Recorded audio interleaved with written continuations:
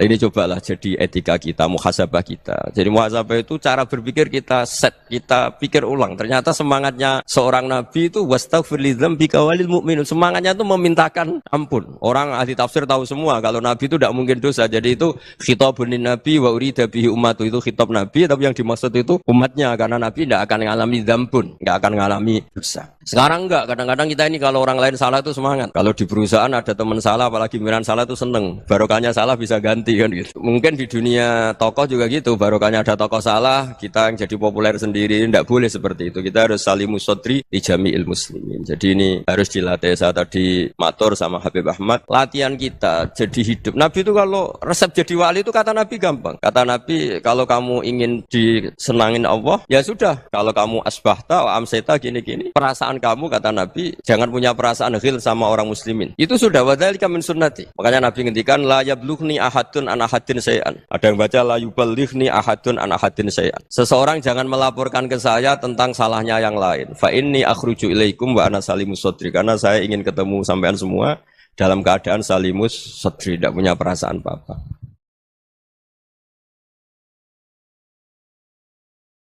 Dalam konteks Indonesia, muhasabah itu sudah jadi perilaku ya. Karena dulu orang tua saya, guru-guru saya kalau ngandani itu, bayangkan kalau kamu jadi dia. Jadi misalnya kita mentang-mentang atasan, otoriter sama bawahan. Bayangkan kalau kamu jadi yang bawahan itu kayak apa? Laukun tamakanah, kalau orang Arab bilang, bayangkan kalau kamu di posisi dia. Makanya guyonannya orang-orang Indonesia itu kan orang ngaramkan judi gitu, bareng dikasih tahu. Tapi yang menang anak jenengan, alhamdulillah. Ternyata ngaramkan itu karena ada anaknya. Kalau anaknya yang menang ya seneng. Meskipun itu guyonan, tapi saya punya padanan itu dalam kitab Hikam. Nabi Ibrahim itu Khalilur Rahman, tentu bencinya minta ampun sama yang namanya maksiat. Suatu saat beliau diterbangkan di alam malakut. Itu kalau di Hikam saya halaman 15 juga. Saya masih ingat betul. Mungkin kalau Anda beda halaman karena beda cetakan. Atau enggak punya kitabnya. Atau punya tapi tidak bisa baca. Nah itu jadi berbagai kemungkinan. Atau punya tidak bisa baca tapi dianggap jimat. Atau digo pencitraan. Banyak itu kaji-kaji tidak bisa baca kitab tapi di ruang tamunya kitabnya besar-besar. Pencitraan itu. Tapi ya bagus lah, enggak apa-apa untuk syiar. Setelah diterbangkan di alam malakut, diperlihatkan sama Allah, ada orang pezina, ada orang syaribul khomri, ada orang mabuk, ada orang macam-macam. Allah tanya sama Nabi Ibrahim, bagaimana pendapat kamu Ibrahim tentang mereka yang maksiat? Kata Nabi Ibrahim, ya Allah habisi saja mereka, mereka hidup di bumi engkau, makan rezeki engkau, kemudian mereka tidak taat sama engkau. Singkat cerita di fase itu, saya ulang lagi di fase itu, Allah nurutin. Sampai sekian peristiwa, mungkin 3 atau 4. Ya, setelah sekian tahun Nabi Ibrahim lupa peristiwa itu, kemudian beliau diminta menyembelih anaknya. Ini versi kitab Hikam. Memang versinya banyak tentang kenapa Nabi Ibrahim disuruh menyembelih anaknya. Ketika mau menyembelih anaknya, Nabi Ibrahim ragu. Huwa samratu fuadi. Anak saya ini buah hati saya, kenapa engkau suruh menyembelih? Terus kata Allah, apa kamu tidak ingat ketika kamu saya angkat di alam malakut, kemudian kamu usul bunuh-bunuh, saya ada mempertimbangkan usul Anda, tapi kenapa sekarang saya merintahkan kamu mikir gitu. Terus, ya karena ini anak saya ya Allah. Terus kata Allah, rumang samu wong sumpukon mata ini gak gawean kau sing gawe kowe enak wae usul mata ini. Jadi sebenarnya saya yang bikin, kemudian Anda enak aja usul membunuh. Semenjak itu Nabi Ibrahim itu di eranya itu asfaqun nas, orang paling sayang sama manusia. Karena kadang kita keras itu ya kebetulan itu udah anak kita, ada keluarga kita. Cara orang Jawa itu kan gitu ya, kalau ada perempuan terus macak yang macam-macam pakai sepeda motor cowok terus wah itu luput suwuk, semoga-moga gini. Tapi setelah dikasih tahu, niku ponakane jenengan, semoga-moga selamat. Jadi jangan-jangan kemarin ahli ma'asi itu kebetulan itu tidak keluarga kita. Kalau keluarga kita yang pernah salah pada kita, semangat kita mintakan maaf. Jangan-jangan kita didikte hukum sosial gitu. Jadi orang yang salah, kebetulan tuh orang yang menservis kita. Atau keluarga kita, atau orang dekat kita. Jangan-jangan semangat kita mintakan ampun. Tapi kalau sama orang lain, kebetulan musuh kita semangatnya minta itu kena adab. Nah ini yang nggak boleh dalam Islam. Islam mengajarkan niru Rasulullah sallallahu alaihi wasallam, Nabi itu rahmatal lil alamin. Bahkan kemarin saya ngaji virtual sama beberapa habaib, ada Habib Ali Al-Jufri dari Mesir, ada Habib Alwi dari Kuitang, ada Habib Nabil Al-Musawa. Dari sekian habaib itu saya masih ingat diantaranya yang didawuhkan rahmatan lil alamin itu ketika Nabi adahu kaumuh, disakiti oleh kaumnya, dan itu mereka masih kafir semua. Itu mereka dapat doanya Nabi, Allahumma hdi qaumi fa innahum la ya'lamun. Kayak apa baiknya Nabi, orang yang menyakiti, yang melukai, tapi Nabi masih berdoa, Allahumma hdi qaumi fa innahum la ya'lamun. Sayyidina Umar dapat doanya Nabi itu yakhina kana kafiran, ketika masih kafir didoakan. Allahumma aizzal Islam bi Umar. Itu ketika masih kafir. Itu pelajaran bagi kita bahwa yang sedang tidak cocok pun itu berdapat doa kita. Ya doa supaya kondisi kita baik, hari tambah baik. Karena agama ini saya berkali-kali bilang limangka nayarjuwa hawal yawmal akhir. Agama ini diperuntukkan bagi yang selalu punya harapan pada Allah Subhanahu wa taala. Saya cerita muhasabah ini tentang hubungan kita dengan Allah.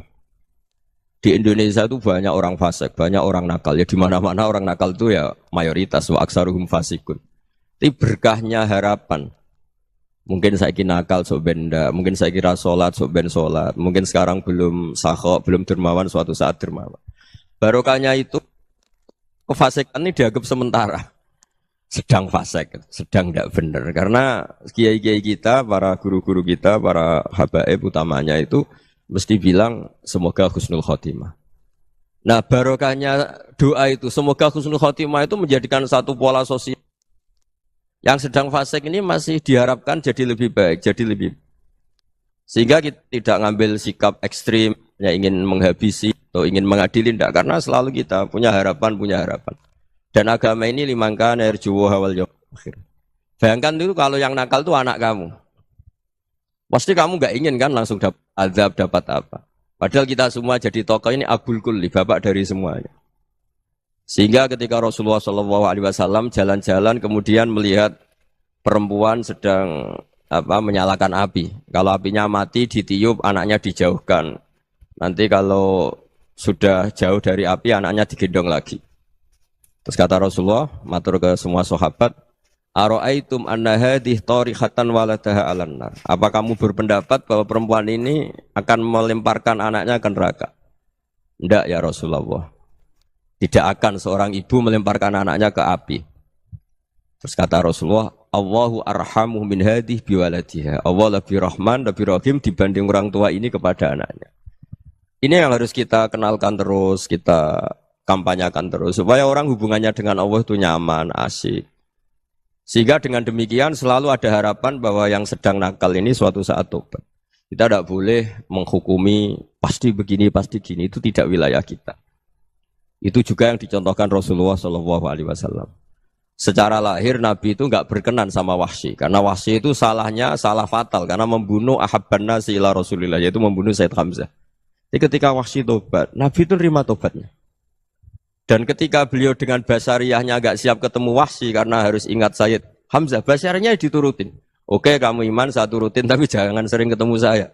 Karena kalau ketemu kamu, saya masih ingat sama paman saya, Sayyid Hamzah. Kita bisa ngelola seperti itu. Kita tidak cocok sama orang, bagaimanapun mereka umat Rasulullah SAW, kita tetap mencintai mereka. Misalnya kalau beda agama, mereka sama-sama orang Indonesia, kita mencintai mereka atas nama warga Indonesia.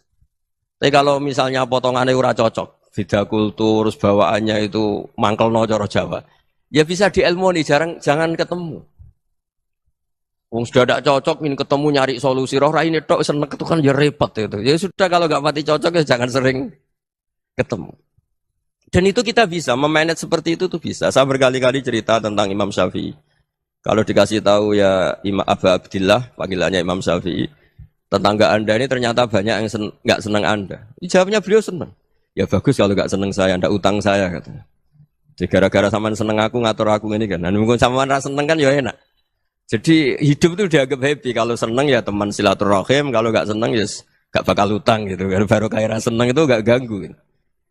Jadi dulu itu orang bisa ngelola seneng tidak seneng itu bisa. Karena ada kearifan hubungan dengan Allah Subhanahu wa ta'ala. Hidupnya selesai karena masyghul bi dzikrillah, mereka sibuk dengan Allah. Makanya kata ulama-ulama tasawuf, kamu jangan melihat manusia perilakunya, tapi kamu juga harus ingat yang gerakkan semua itu Allah Subhanahu wa ta'ala. Dengan demikian kita farah, kita senang. Makanya Nabi kalau ngutus Anas bin Malik kemudian enggak kesampaian yang diinginkan karena Anas main, ketika garwa-garwane Nabi agak tersinggung, Nabi andaikan Allah menghendaki yang saya inginkan kesampaian, pasti itu kesampaian. Jadi dianggap kegagalan Anas enggak manggil yang dituju Nabi itu ya kersane Allah, ya enteng saja. Sayyidina Ali lebih parah lagi yang dialamin. Itu dalam beliau kalau dipanggil itu enggak cepat-cepat ke sana. Ketika ditanya, "Kenapa kamu tak panggil enggak cepat ke saya?" "Amin tu ukubatak." Karena aku tahu engkau orang baik. Orang baik itu pemaaf. Jadi makanya orang-orang soleh dulu itu bodoni itu. Makanya sekarang kalau ada orang bodoni itu mesti beda orang soleh. Kalau orang-orang soleh itu kakean husnudzon lagi sering dibodonin. Abdul bin Umar itu masyhur itu. Kalau ada budaknya sering sholat, sergap sholat itu dimerdekakan. Akhirnya enggak sholat pun pura-pura sholat. Akhirnya juga dimerdekakan. Ketika ditanya, kenapa engkau merdekakan? Padahal mereka sholatnya menipu engkau, kata pembisik-pembisik itu. Man khoda'ana lillah in khoda'na lah. Dia nipu atas nama Allah, berarti saat tertipu juga atas nama Allah. Enggak masalah dong, semuanya demi Allah Subhanahu wa ta'ala. Jadi ketika kita ketemu mensifati Allah Ta'ala itu ghafir. Allah pemaaf. Jangan kamu enggak fair untuk diri kamu nyifati Allah ghafir, pada orang lain Allah kamu sifati syadidul iqab. Jadi Allah kamu atur, kayak MC tadi ngatur saya. Jadi Allah itu apa? Kalau pada saya ghafir, kalau pada musuh saya syadidul iqab. Itu enggak fair. Kalau Anda punya harapan kepada Allah karena Allah Rahman Rahim, Allah ghafir, sebenarnya Allah pada musuh kita ya bisa saja Allah ghafir, bisa saja Allah Rahman Rahim. Sehingga kita melihat orang lain yang kita tidak cocok itu ya enteng saja. Itu min ummati Rasulillah sing tanaluhu syafa'atuh, tanaluhu sa'atu rahmati, tanaluhu fair. Jangan dengan kita kayak mesti dapat rahmat. Jangan orang lain kayak Allah pasti syadidul iqab. Itu tidak boleh. Sehingga ketika ada orang Badui, singkat cerita orang Badui ini kencing di masjid. Semua sahabat membentak dia. Yang enggak bentak hanya Nabi tok. Saking mangkalnya orang ini karena semua sahabat bentak kecuali Nabi. Setelah dibenarin Nabi, terus Nabi nyuruh Sobu Ali Dhanuban min ma'in. Setelah disucikan masjid itu, dia berdoa keras sekali. Allahumma arhamni wa Muhammadan wa la tarham ma'ana ahadan. Ya Allah, yang berhak dapat rahmatmu hanya saya dan Nabi Muhammad, yang lainnya jangan. Karena yang lainnya tuh jengkelin, gitu aja saya salah dimarah-marahin gitu. Jadi kalau kamu doa terbatas ya kayak orang Bedui ini, kayak orang Arabi. Apa kata Nabi? Laqad tahajjarta wasi'an. Allah yang rahmatnya luas menjadi kamu sempitkan. Karena kamu mau atur Allah hanya Rahman pada Indonesian Power, pada NU, pada kita yang orang lain nggak perlu dapat. Itu kan kasihan Islam karena Islam terus nggak dimiliki semua orang. Allah nggak dimiliki semua orang, Rasulullah nggak dimiliki semua orang karena di NU, di ormas tertentu, di nggak boleh seperti itu. Nggak boleh takhasyar tawasian kata Nabi, nggak boleh mempersempit zat yang rahmatnya itu luas. Ini semoga etika ini kita pakai di Indonesia. Yang sedang fase kita harapkan lebih baik. Yang sedang nggak dapat hidayah kita doakan dapat apa? Hidayah.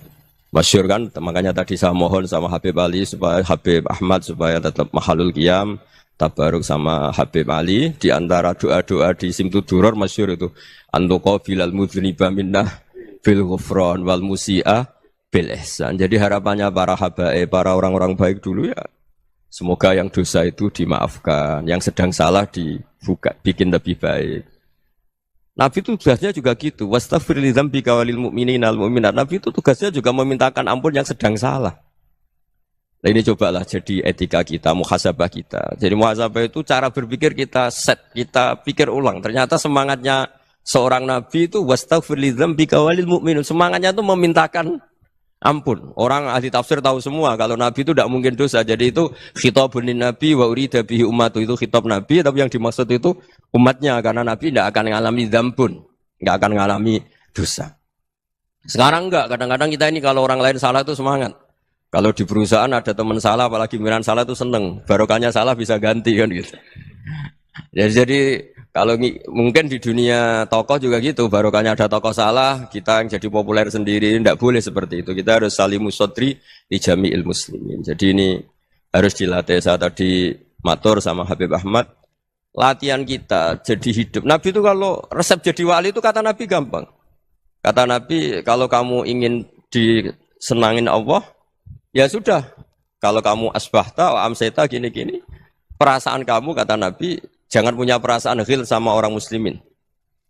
Itu sudah wadzalika min sunnati. Makanya Nabi ngendikan la yablughni ahadun an ahadin syai'an. Ada yang baca la yuballighni ahadun an ahadin syai'an.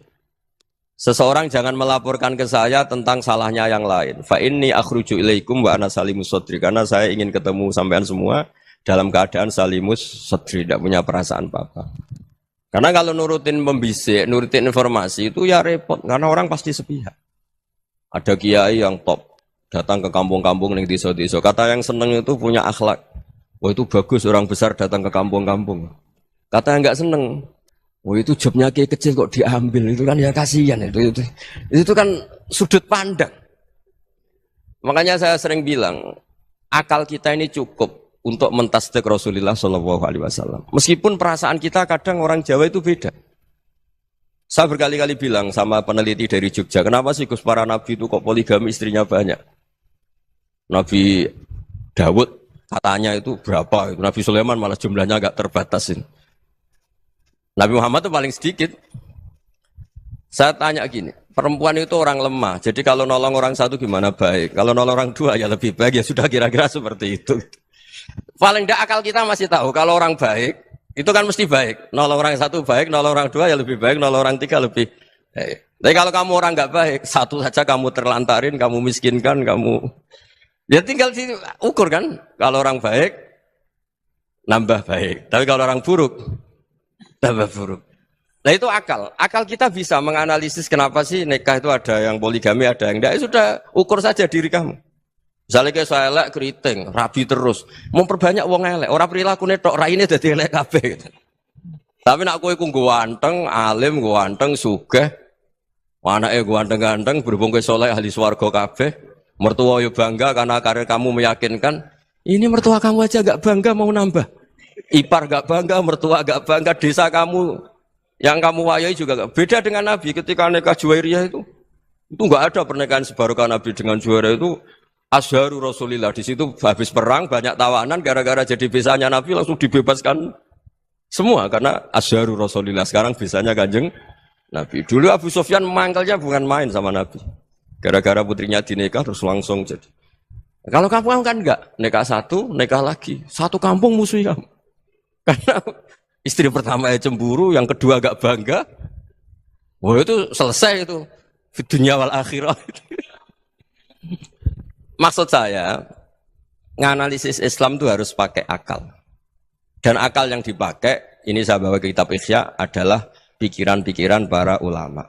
Makanya ketika Imam Ghazali ketika ditanya, fakaifa bi muslimin fasikin, asawwaha fi jami'i amri. Kalau kayak ketemu orang fasik, orang Islam tapi fasik, perilakunya enggak ada yang benar. Kata Imam Ghazali jawabnya lucu, aneh. Ma min muslimin illa wa islamuhu ta'ah. Tidak ada orang Islam kecuali dia mau Islam, membenarkan Allah dan Rasul itu sudah taatnya dia. Kok kamu tidak bisa melihat taatnya dia? Dia pikirannya kan ini pemabuk, ini tukang apa. Tapi kata Imam Ghazali, sebenarnya kamu masih bisa berpikir positif. Ma min muslimin illa wa islamuhu ta'ah. Tidak ada seseorang Islam ketika dia milih Islam itu pasti ada taatnya, yaitu tasdik pada Allah dan tasdik kepada Rasulullah sallallahu alaihi wasallam. Jadi dengan pola seperti itu, maka di antara guru-guru kita yang modern ya di era Mbah Maimun, di sini ada Habib Ahmad. Habib Salim, syair yang sering dibaca beliau adalah ada orang munajat sama Allah, ini cerita munajat. Itu orang itu ngendikan gini. Ana mutnibun, ana mukhtiun, ana asi. Huwa rahimun, huwa ghafirun, huwa afi. Ya Allah, saya mukhti, saya orang yang salah. Ana mutnib, saya orang yang dosa. Ana asin, saya sering maksiat. Tapi engkau ya Allah, engkau ghafir, pemaaf. Engkau rahim, maha pengasih. Engkau afin, yang mudah memaafkan. Terus kata orang ini, ya agak kurang ajar, tapi saking senengnya sama Allah. Qobal tuhunna salasatan bisalasat. Ya gini saja ya Allah, sifat engkau diadu dengan sifat saya. Engkau Tuhan, Gusti, enggak boleh kalah katanya. Terus wasatah liban ausofu ausofi, dan engkau pasti pemenangnya. Gitu. Jadi ada orang rayu Allah dengan cara seperti itu ya ada ya. Saya ini manusia, salah saya banyak. Engkau ampunannya banyak. Engkau Tuhan loh Gusti, enggak boleh ampunan Anda, ampunan engkau kalah dengan salah saya. Enggak boleh Tuhan kok kalah. Nah, jadi untuk supaya orang punya harapan gitu. Banyak juga wali-wali yang jadab ketika datang ke makam Rasulullah SAW. Itu kalau dongo ya agak kacau sebetulnya, cara syariat agak kacau. Ya Allah, engkau punya dua pilihan. Jika engkau menjadikan saya soleh, surah habibu, yang senang kekasihmu, yaitu Rasulullah SAW. Tapi jika engkau menjadikan saya fasik, surah aduuk, yang senang itu setan. Monggo jenengan mau menyenangkan kekasih jenengan, mau menyenangkan musuh jenengan, monggo. Jenengan bebas kok memilih. Nah, mestinya Allah ya senang menyenangkan kekasihnya. Jadi ya, intinya Allah dipaksa untuk menjadikan dia orang soleh gitu. Jadi kayak kemarin itu Pak Bu siapa? Yang kesini itu yang sama jenengan itu. Kuliah ke sini itu sama Habib Ahmad. Saya pertama enggak mau, lama-lama Habib Ahmad. Ini gimana, Gus? Orang taunya saya dekat jenengan, kalau enggak kasil saya waduh. Ini kayak doanya wali yang tadi. Enggak punya pilihan, Bu. Enggak ada pilihan ini. Jadi saya mohon muhasabah itu dimulai cara berpikir. Makanya di sini sebetulnya tag ini supaya dapat barokahnya Ihya. Ini kitab yang disenangi para habaib, para ulama. Sebetulnya tag di muhasabah itu redaksinya gini ya, yang lengkap. Hasibu anfusakum qabla an tuhasabu wa zinuha qabla an tuzanu wa tahayya'u lil ardil akbar. Jadi ada kata wazinu, jadi ukur. Perilaku Anda ini diukur, ditakar. Misalnya kita sebagai suami kan ya punya hal-hal yang kita tidak ideal. Corong Jawa mesti pesek. Cara rezeki ya pas-pasan. Dan kita juga kalau, makanya nggak boleh tanya istri begini, apa saya cinta pertama Anda? Pasti Anda kecewa. Orang jadi istri hanya korban terakhir gitu. Sudah. Karena orang kalau ngelamar kemana-mana gak jadi, yang jadi istri itu pasti korban terakhir gitu. Jarang istri pilihan pertama, jarang. Ayo semua yang nikah. Rata-rata itu pilihan Anda pertama Pak, dari sekian ditolak di mana-mana terus. Ya perempuan terakhir. Kamu juga korban terakhir gitu.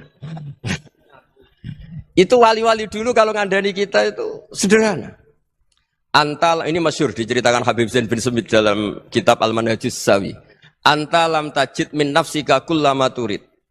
Fa kaifa turidu min ghairika kullama turid. Kamu yang ingin ideal saja, kamu tidak menemukan pada diri kamu untuk menjadi ideal. Kamu kan ingin ganteng, ingin punya uang banyak, ingin perilaku Anda sempurna. Anda saja yang punya keinginan tidak bisa mewujudkan keinginan Anda sendiri. Fa kaifa turidu min ghairika ma turid. Jadi anta lam tajid min nafsika kullama turid. Fa kaifa turidu min ghairika kullama turid. Kamu yang punya keinginan saja. Misalnya saya ingin punya uang banyak, perilaku saya selalu benar, enggak pernah salah. Loh, saya yang ingin saja dengan diri saya enggak bisa untuk benar terus. Kok kamu berharap orang lain selalu benar? Jadi anta lam tajid ya sama.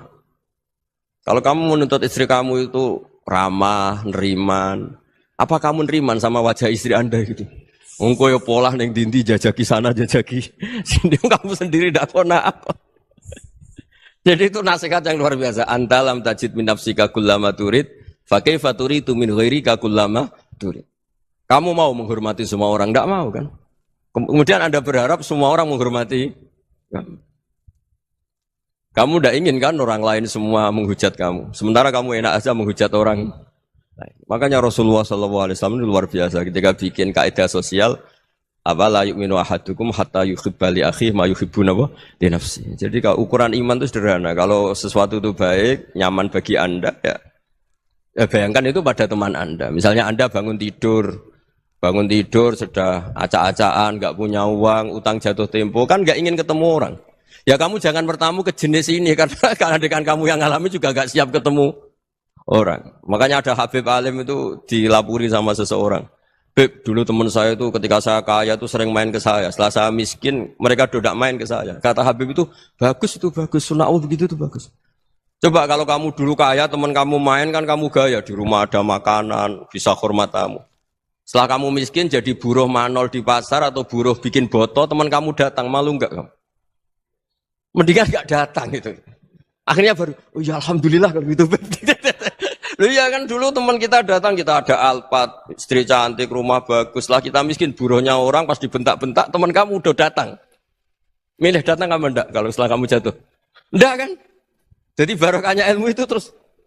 Ya, tapi kadang-kadang orang tuh, wah setelah saya miskin teman-teman enggak kasih ke sini. Ya kalau kamu sudah jatuh teman-teman kamu di situ jadi tontonan. Ya mulai sekarang cara berpikir itu dirubah. Dulu yang namanya kiai itu kalau diundang orang itu ya agak-agak senang. Semenjak saya itu agak rubah. Mengundang kiai, ngatur kiai itu tak haram-haramkan ya ada lumayan lah sekarang itu sudah mulai agak beretika. Dulu itu ngundang tuh tanggalnya ditentukan, jamnya ditentukan. Enggak mikir apa kiai saat itu nganggur, enggak. Punya wadifah, enggak. Dia milih tanggal yang dia nganggur, enggak mikir masa itu kiainya nganggur apa. Enggak. Ya saya hanya cerita aja, kamu tersinggung ya monggo, boten ya monggo itu kan. Jadi saya mohonlah supaya tadi saya juga matur ke Habib Ahmad. Jadi untuk orang merasa ikut sunnah Rasul itu gampang sekali kata Sayyid Muhammad. Dulu Nabi berpakaian ala daerahnya. Kalau mikot ya pakai mikotu baladi. Karena Nabi orang Madinah dan beliau berdomisili di Madinah ya misalnya mikotnya dari Bir Ali misalnya. Tapi kalau Anda orang kawasan Tanim mau umrah ya dari Tanim. Misalnya kawasan Jirona ya dari Jirona. Artinya apa? Kamu ngambil mikot karena Nabi mikot misalnya dari Bir Ali. Bukan berarti kamu harus seperti Nabi di Bir Ali, kamu orang Mekah, misalnya kamu orang Tanim, orang dia harus dari mikotu apa? Baladi. Sama, makanya di fikih-fikih itu kalau tahnik anak, Nabi orang Arab, halawiyatnya kurma ya kurma. Kalau orang Jawa sedegan, semua podo-podo. Ya, podo-podo manis. Jadi ini tabaruk sama Sayyid Muhammad, ini ada murid beliau, Habib Ahmad, sahabatnya. Supaya orang itu merasa ikut Nabi itu gampang sekali. Ini sahabatnya di halaman tadi, disaksikan Habib Ahmad 433 di kitab apa begini? Manhajus Salaf fi Fahmin Nusus. Itu kata Sayyid Muhammad wa kanat sunnatu Rasulillah annahu yat'amu ma yajiduhu fi ardi wa yalbasu ma yajidu wa yarkabu ma yajidu mimma abahu wa ta'ala. Fa man istamala ma yajidu fi ardi fa huwa al-muttabi' lis sunnah. Kama annahu hajjal baita min madinati. Faman hajjal baita min madinati nafsihi fa huwa al-muttabi' lis sunnah wa illam takun hadhil madinatu tilka. Jadi intinya misalnya Nabi dulu itu ngasih sodakoh kepada fakir miskin ya pakai dinar, dirham. Ya kalau orang misalnya sodakoh pakai rupiah ya sudah ikut sunnah Nabi. Jangan, Nabi pakai dinar loh, kamu kok pakai rupiah. Dulu dinarnya Nabi udah ada tulisannya Bank Indonesia, kamu ada tulisannya Bank. Ya tidak ada seperti itu. Ya jadi misalnya Nabi sodakoh pakai tamar atau pakai al-aqid, ya kita pakai beras, pakai apa. Supaya orang tuh bahwa Rasulullah itu milik kafatal linnas, milik semuanya. Sehingga merasa ikut sunnah Nabi itu ya semuanya. Makanya dulu Mbah Mun kalau motivasi saya supaya bombong, kalau orang Jawa bilang bombong. Wong Jawa itu mesti ono wong alim. Beliau menyontohkan mas itu Mbah Fadol, Senori, Mbah Ihsan Jambes. Itu bisa ngarang-ngarang kitab luar biasa. Padahal beliau bukan orang Arab. Imam Sibawa itu orang Persia. Imam Ghazali orang Tus itu juga ikut Persia. Kata Imam Mun, wong sing ora Arab lah mesti untuk jatah alim kata beliau. Karena Nabi itu diutus ke fatal linnas. Nanti kalau orang yang alim itu Arab tok berarti tidak ada perwakilan dari Afrika, dari Asia Tenggara, dari mana-mana. Makanya karena Nabi statusnya itu ka fatal linnas. Jadi kita harus bangga sebagai Muslim, sebagai orang Indonesia karena misalnya Wali Kutub dulu terkenalnya hanya ada di Yaman, di mana. Ternyata pernah ada juga di Indonesia dan seperti Habib Abu Bakar Segaf Gresik. Jadi ya artinya kan tetap orang Indonesia meskipun beliau zuriyah Rasul kan ya sudah orang apa? Orang Indonesia. Zuriyahnya Habib Ali Semtuduror sekarang di Solo. Jadi Indonesia juga dapat alawin banyak dari Sadatin al-Alawin juga banyak. Jadi saya mohon barokahnya ngaji seperti ini melihat orang lain tuh gampang. Bayangkan tuh kalau anak kamu. Makanya Nabi nanti kalau nggak percaya lihat di Hikam nomor 15 di kitab saya itu. Di situ dijelaskan oleh Hikam, jangan-jangan semangat Anda pada orang yang maksiat, pada orang yang keliru supaya dihukum itu karena kebetulan itu udah anak Anda, itu udah keluarga Anda. Coba kalau itu keluarga. Makanya kalau saya guyonan di Jogja itu ada pembantu mecahkan piring terus dimarahi majikannya. Saya mesti guyon gitu. Pasti itu pembantunya tidak cantik. Kok bisa, Gus? Andai kan cantik dan kamu senang mecahno piring satu, piring 1000 ora iso ngamuk kowe. Ternyata ngamuknya itu karena mecahkan piring apa karena plus tidak cantik? Coba jawab para lelaki ini. Kamu marah sama orang maksiat tuh karena maksiat karena plus itu udah anak Anda. Bayangkan kalau itu anak Anda. Itu hebatnya Rasulullah SAW. Karena kita yang salah pun kadung umatnya, Nabi tetap ngasih fasilitas syafaati li ahlil kabair min ummati. Kayak apa baiknya Nabi? Tidak ikut maksiat tapi ikut fasilitasi ngasih syafaat. Loh kalau li ahlil ibadah kan wajar. Nabi ketika ini syafaati li ahlil kabair min ummati. Ya karena tadi logika yang dibangun Rasulullah itu logika yang luar biasa. Kita semangat orang lain kena hukuman itu karena kita tidak punya ra'fah, tidak punya rahmah. Coba kalau Rasulullah yang bil mu'minina ra'ufur rahim, semangatnya itu mendoakan supaya tobat, mendoakan diampuni. Dan itu juga yang diperintahkan oleh Allah Subhanahu wa taala, wastaghfir li dzambika walil mu'minina wal mu'minat. Ya semoga barokahnya ngaji ini, barokahnya Habib Ahmad, barokahnya Maulid Simtud Duror, barokahnya semua kitab madaih Tibak Berjanji semuanya, barokahnya Ikhya, barokahnya Said Muhammad, barokahnya guru kita semua, Mbah Maimun, bapak saya. Kita ini ngikuti manhaj, ya, ngikuti apa? Manhaj. Saya sering didhawuhi Mbah Mun, kenapa ihdinas siratal mustaqim bukan siratoka? Bukan jalan engkau ya Allah. Karena Allah itu enggak bisa kamu tiru. Allah itu tidak tidur, tidak makan, tidak kesel, tidak capek. Yang bisa ditiru itu siratal ladzina an'amta alaihim. Yang bisa ditiru manusia ya niru manusia. Karena Allah itu tidak bisa ditiru. Makanya ihdinas siratal mustaqim siratal ladzina. Dan niru siapa? Niru guru-guru kita. Termasuk niru cara pandang. Jadi misalnya ada orang awam di rumah itu hanya delok reng, delok tikus liwat, itu kan kayak nganggur. Kok ora tahajud malah mendelok reng. Melihatnya jangan gitu. Huwa tarokal ma'asiyah. Dia di rumahnya ndak dugem, ndak kemana-mana. Dia berarti malam itu tarkul ma'asi. Tidak nyopet, tidak garong, tidak ke tempat maksiat. Susahnya apa sih husnudzon? Jadi jangan lihat huwa tarkut tahajud, huwa tarokat tahajud, wa taroka qiyamal lail. Oke ya, namanya orang begitu ya tidak tahajud, tidak qiyamul lail. Tapi susahnya apa sih kamu bilang huwa tarokal ma'asiyah, dia juga meninggalkan maksiat dan tarkul maksiat itu ibadah. Supaya orang tuh gampang lah husnudzan sama orang muslim. Ini orang mukmin, orang yang luar biasa. Di mata Allah itu orang yang luar biasa. Kayak tadi Imam Ghazali, kalau saya ketemu orang muslim kemudian dia tidak pernah baik gimana? Kata Imam Ghazali, ma min muslimin illa wa islamuhu ta'ah. Tidak ada orang Islam ketika dia mentasdihkan Allah dan Rasulullah berarti dia juga punya taat. Ya ini latihan saja, sing iso nglakoni Habib Ahmad kula namung cerita mawon. Kula cerita secara akademik, saya punya kitab, saya baca dan alhamdulillah kita paham barokahnya para guru dan supaya terbiasalah. Sebaik-baiknya ibadah husnudzon billah wa husnudzon bil mu'minin. Soal tidak cocok ya diilmoni tadi ya, namanya enggak cocok ya jangan sering ketemu. Seperti Rasulullah SAW, beliau karena sangat mencintai Said Hamzah, ketemu orang yang pernah begitu sama Said Hamzah, ya beliau secara basyariah tidak siap. Tapi beliau secara cara bahasa sekarang, secara profesional, kalau beliau seorang nabi dan harus menerima tobatnya siapapun, ya diterima. Saya meskipun dengan A, B gak cocok karena dia begini-begini sama saya, tapi saya ingat dia sholat, dia baca sholawat, dia mencintai Rasulullah. Ya kita hormat. Ya soal tidak cocok ya di manage tadi ya. Zurhiban tasdid huban, kalau tidak pati cocok ya jangan sering ketemu bawaannya enak nanti jadi ya semuanya itu diilmoni lah. Makanya ngendikane Ma'ruf Al-Qurhi ada yang baca Al-Kharqi, mangqala fil yaumi salasa marrat wa marham ummata Muhammad kutiba minal abdal. Karena semangat mencintai siapapun satu hari sering baca marham ummata Muhammad, wa ma asli ummata Muhammad, wa ma tajawaz an ummati Muhammad. Itu mesti kutiba minal abdal. Dia pasti termasuk wali abdal. Maksudnya semangat mencintai. Ya dilatih lah.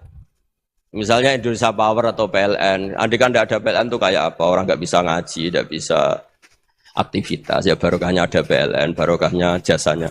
Kita sadar, tidak semua kebaikan kita ini memenuhi keinginan orang banyak. Orang banyak ingin listrik, ingin saluran apa, dan itu kadang yang mewujudkan orang lain atau kelompok lain. Ya karena itu manfaat ke orang lain ya kita doakan, karena khairun nas anfa'uhum linnas. Sehingga kita terbiasalah ngakui orang lain. Seperti semangatnya Rasulullah SAW, semuanya itu didoakan, semuanya diinginkan kebaikannya. Bahkan Nabi gak putus asa sampai di akhirat.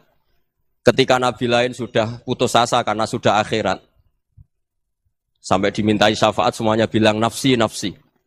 Karena merasa semuanya gak punya nyali di depan Allah. Karena ini sudah akhirat, sudah finish. Tapi apa Rasulullah? Analah. Ya udah, saya sanggup mensyafaati kalian.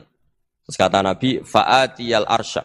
Saya mendatangi aras fa akhiru lahu sajidan, saya sujud wa ahmaduhu bima hamida allamani rabbi. Kemudian saya tetap muji Allah dengan pujian yang terus menerus. Padahal sudah di akhirat sudah finish. Nabi dimintai syafaat masih sanggup. Karena Nabi tahu akhirat tidak bisa mendikte Allah. Tidak bisa Allah terus bilang, ya Allah ini akhirat loh. Engkau sudah tidak boleh mensyafaat. Tidak bisa. Allah tidak bisa diganggu akhirat. Allah tidak boleh dibatalkan rahmannya oleh akhirat. Allah tetap rahman rahim abadal abad. Dan Nabi tahu itu. Makanya kata para ulama, fa Muhammadun Ahmadu min ghairihi. Jadi Nabi Muhammad namanya dua yang terkenal. Sebenarnya banyak yang terkenal dua. Muhammad sama Ahmad. Ketika Nabi punya nyali memuji Allah di akhirat atau sudah di akhirat, itu fa Muhammadun Ahmadu min ghairi. Ketika Nabi lain sudah tidak punya nyali muji Allah karena sudah akhirat, Nabi Muhammad tetap berani muji Allah di saat seperti itu. Makanya Ahmadu di situ kata ulama itu af'al tafdil. Fa Muhammadun Ahmadu min ghairi. Kanjeng Nabi lebih memuji Allah di saat yang Nabi lain sudah tidak punya nyali untuk muji Allah di saat itu. Makanya kata Nabi fa akhiru lahu sajidan wa ahmadhu bimahamida allamaniha rabbi.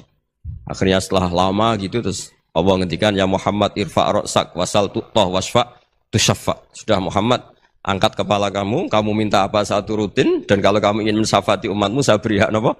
Syafaat.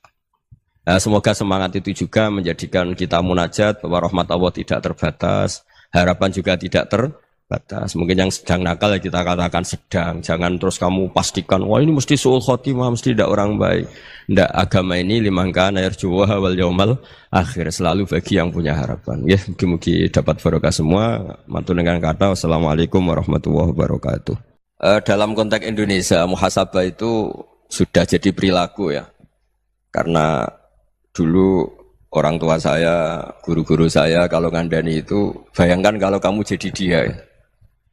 Jadi misalnya kita mentang-mentang atasan, otoriter sama bawahan. Bayangkan kalau kamu jadi yang bawahan itu kayak apa? Laukun tamakanah, kalau orang Arab bilang, bayangkan kalau kamu di posisi dia. Makanya guyonannya orang-orang Indonesia itu kan orang ngaramkan judi gitu, bareng dikasih tahu. Tapi yang menang anak jenengan, alhamdulillah. Ternyata ngaramkan itu karena ada anaknya. Kalau anaknya yang menang ya seneng. Meskipun itu guyonan, tapi saya punya padanan itu dalam kitab Hikam. Nabi Ibrahim itu Khalilur Rahman, tentu bencinya minta ampun sama yang namanya maksiat. Suatu saat beliau diterbangkan di alam malakut. Itu kalau di Hikam saya halaman 15 juga. Saya masih ingat betul. Mungkin kalau Anda beda halaman karena beda cetakan. Atau enggak punya kitabnya. Atau punya tapi tidak bisa baca. Nah itu jadi berbagai kemungkinan. Atau punya tidak bisa baca tapi dianggap jimat. Atau digo pencitraan. Banyak itu kaji-kaji tidak bisa baca kitab tapi di ruang tamunya kitabnya besar-besar. Pencitraan itu. Tapi ya bagus lah, nggak apa-apa untuk syiar. Setelah diterbangkan di alam malakut, diperlihatkan sama Allah. Ada orang pezina, ada orang syaribul khomri, ada orang mabuk, ada orang macam-macam. Allah tanya sama Nabi Ibrahim, bagaimana pendapat kamu Ibrahim tentang mereka yang maksiat? Kata Nabi Ibrahim, ya Allah habisi saja mereka. Mereka hidup di bumi engkau, makan rezeki engkau, kemudian mereka tidak taat sama engkau. Singkat cerita di fase itu, saya ulang lagi di fase itu, Allah nurutin. Sampai sekian peristiwa, mungkin 3 atau 4. Sudah, setelah sekian tahun Nabi Ibrahim lupa peristiwa itu, kemudian beliau diminta menyembelih anaknya. Ini versi kitab Hikam. Memang versinya banyak tentang kenapa Nabi Ibrahim disuruh menyembelih anaknya. Ketika mau menyembelih anaknya, Nabi Ibrahim ragu. Wa samratu fuadi, anak saya ini buah hati saya, kenapa engkau suruh menyembelih? Terus kata Allah, apa kamu tidak ingat ketika kamu saya angkat di alam malakut, kemudian kamu usul bunuh-bunuh, saya tidak mempertimbangkan usul Anda, tapi kenapa sekarang saya merintahkan kamu mikir gitu. Terus, ya karena ini anak saya ya Allah. Terus kata Allah, rumang samu wong sumpukon mata ini gak gawean kau sing gawe kowe enak wae usul mata ini. Jadi sebenarnya saya yang bikin kemudian Anda enak aja usul membunuh. Semenjak itu Nabi Ibrahim itu di eranya itu asfaqun nas, orang paling sayang sama manusia. Karena kadang kita keras itu ya kebetulan tuh udah anak kita, ada keluarga kita. Cara orang Jawa itu kan gitu ya, kalau ada perempuan terus macak yang macam-macam pakai sepeda motor cowok terus wah itu luput suwo, semoga-moga gini. Tapi setelah dikasih tahu, niku ponakane jenengan, semoga-moga selamat. Jadi jangan-jangan kemarin ahli ma'asi itu kebetulan tuh tidak keluarga kita. Kalau keluarga kita yang pernah salah pada kita, semangat kita mintakan maaf. Jangan-jangan kita didikte hukum sosial gitu. Jadi orang yang salah, kebetulan tuh orang yang menservis kita. Atau keluarga kita, atau orang dekat kita. Jangan-jangan semangat kita mintakan ampun. Tapi kalau sama orang lain, kebetulan musuh kita semangatnya minta itu kena adab. Nah ini yang nggak boleh dalam Islam. Islam mengajarkan niru Rasulullah SAW, Nabi itu rahmatal lil alamin. Bahkan kemarin saya ngaji virtual sama beberapa habaib, ada Habib Ali Al-Jufri dari Mesir, ada Habib Alwi dari Kuitang, ada Habib Nabil Al-Musawa.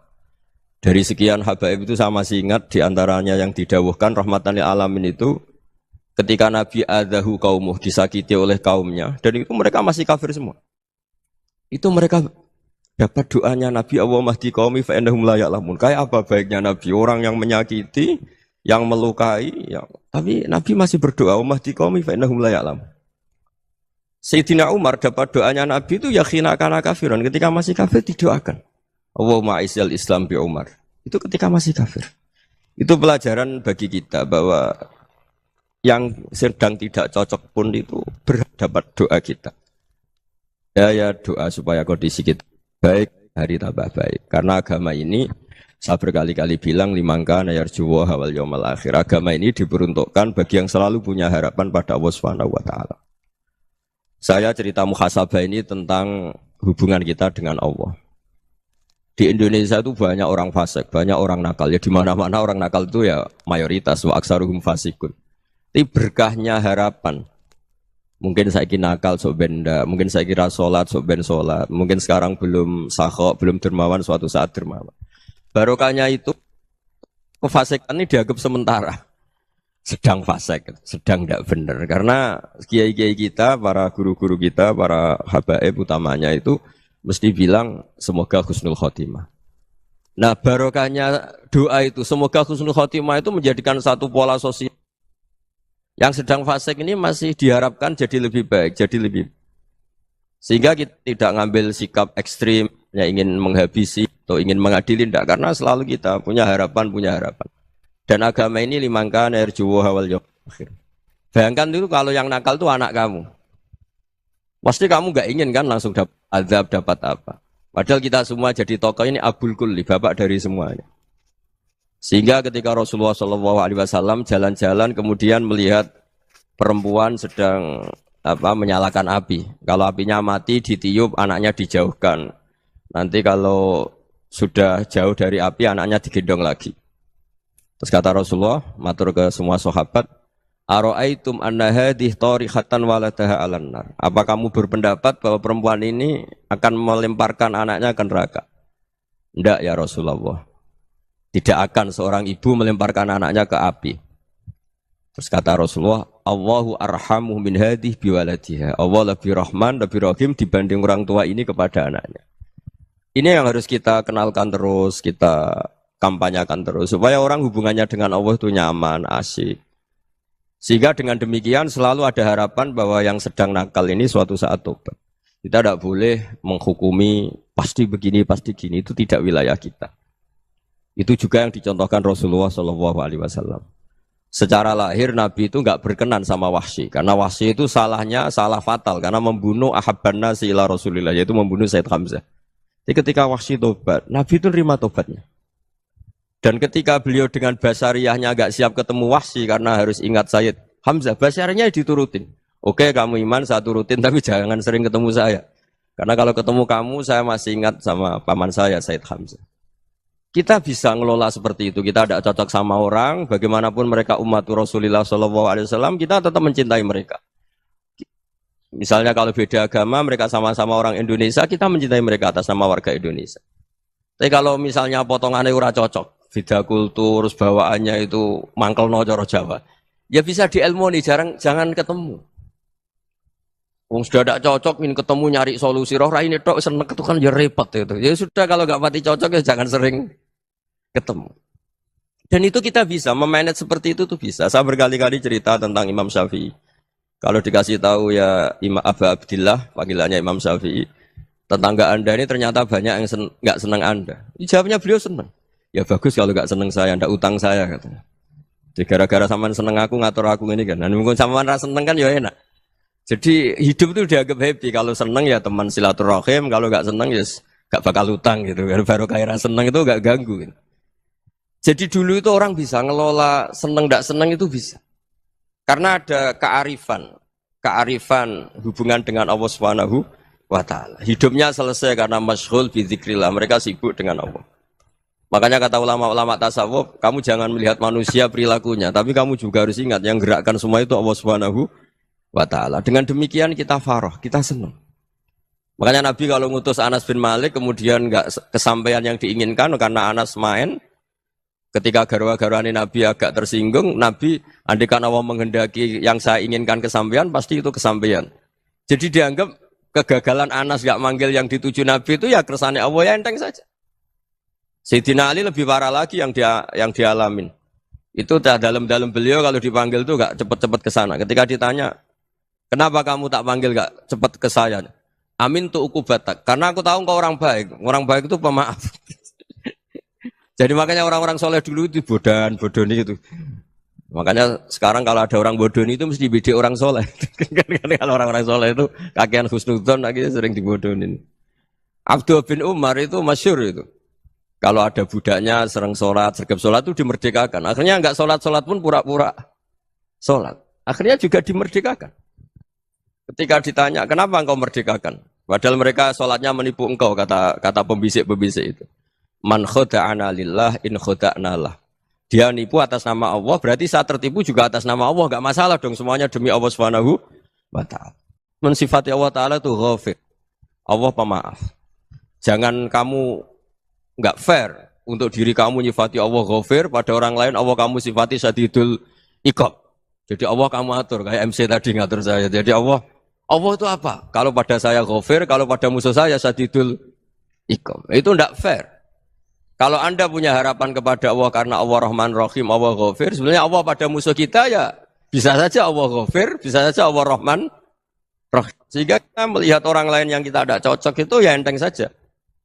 Itu min ummati Rasulillah sing tanaluhu syafa'atuh, tanaluhu sa'atu rahmati, tanaluhu fair. Jangan dengan kita kayak mesti dapat rahmat, jangan orang lain kayak Allah pasti syadidul iqab. Itu tidak boleh. Sehingga ketika ada orang Badui, singkat cerita orang Badui ini kencing di masjid, semua sahabat membentak dia. Yang enggak bentak hanya Nabi tok.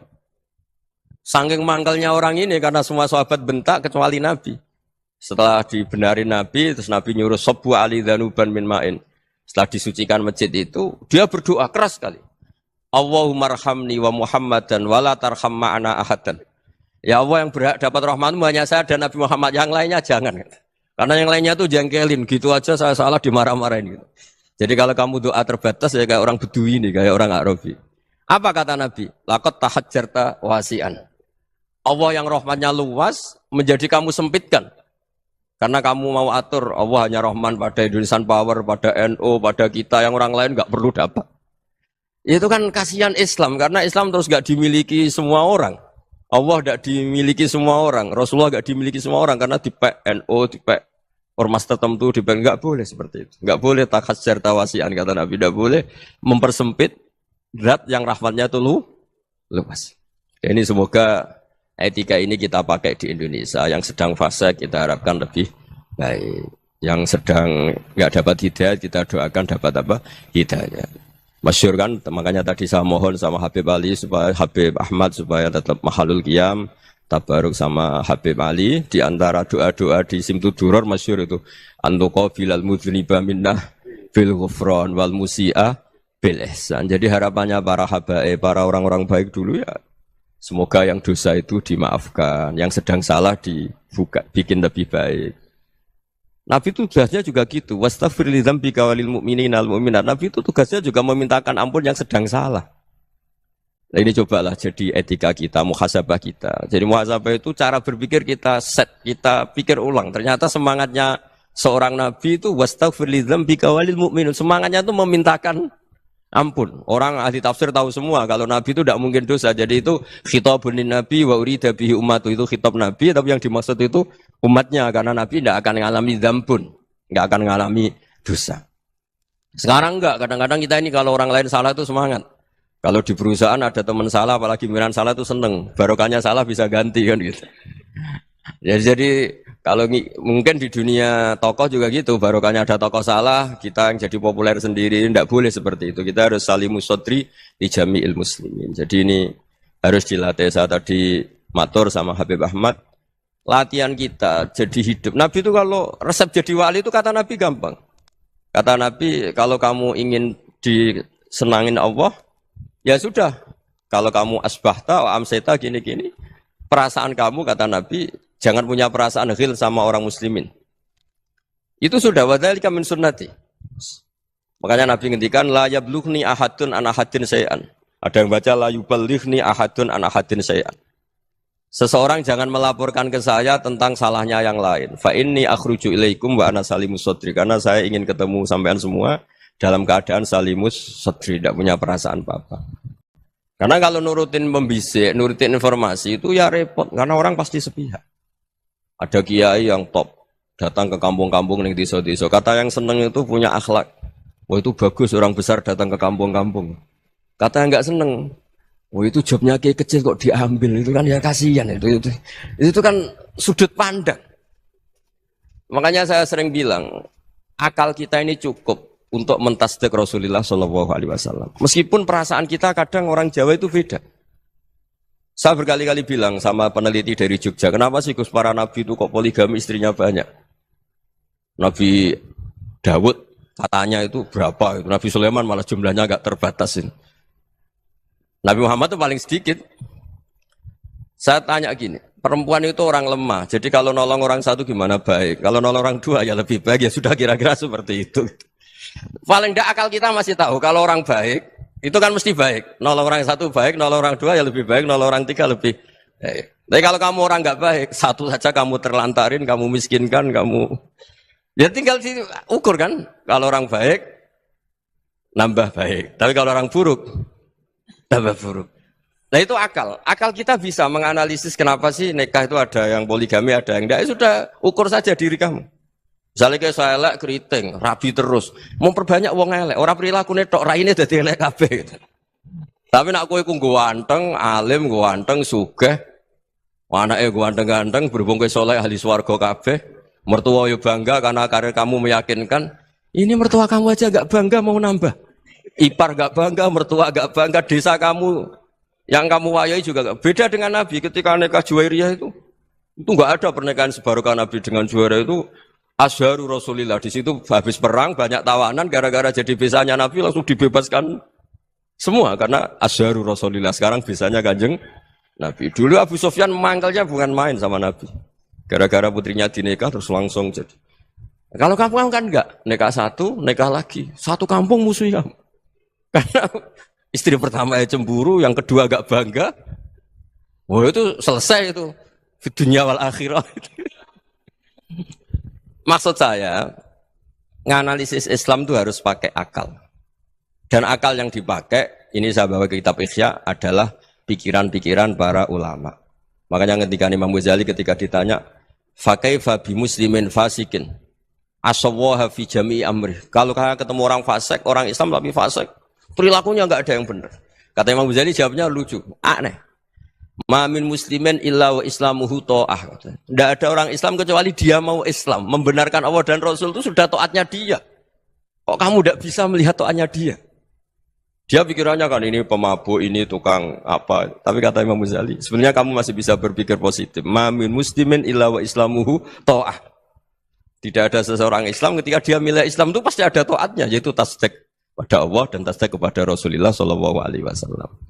Jadi dengan pola seperti itu, maka di antara guru-guru kita yang modern ya di era Mbah Maimun, di sini ada Habib Ahmad. Habib Salim syair yang sering dibaca beliau adalah ada orang munajat sama Allah, ini cerita munajat. Itu orang itu ngendikan gini. Ana mutnibun, ana mukhtiun, ana asi. Huwa rahimun, huwa ghafirun, huwa afi. Ya Allah, saya mukhti, saya orang yang salah. Ana mutnib, saya orang yang dosa. Ana asin, saya sering maksiat. Tapi engkau ya Allah, engkau ghafir, pemaaf.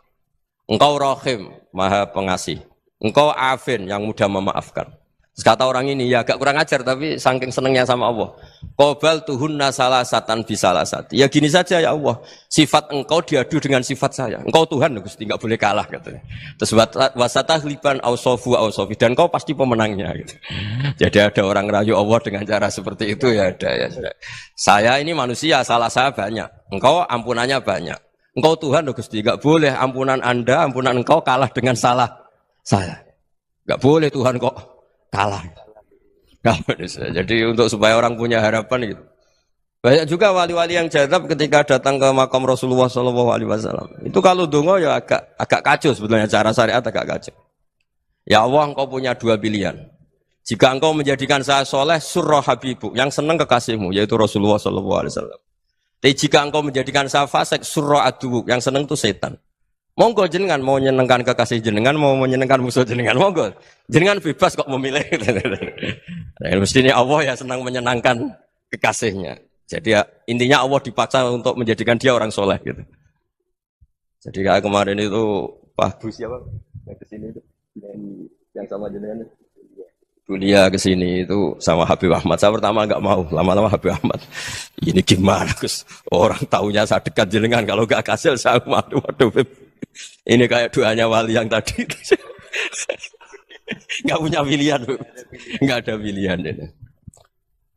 Jadi saya mohon muhasabah itu dimulai cara berpikir. Makanya di sini sebetulnya tag ini supaya dapat barokahnya Ihya. Ini kitab yang disenangi para habaib, para ulama. Sebetulnya tag di muhasabah itu redaksinya gini ya, yang lengkap.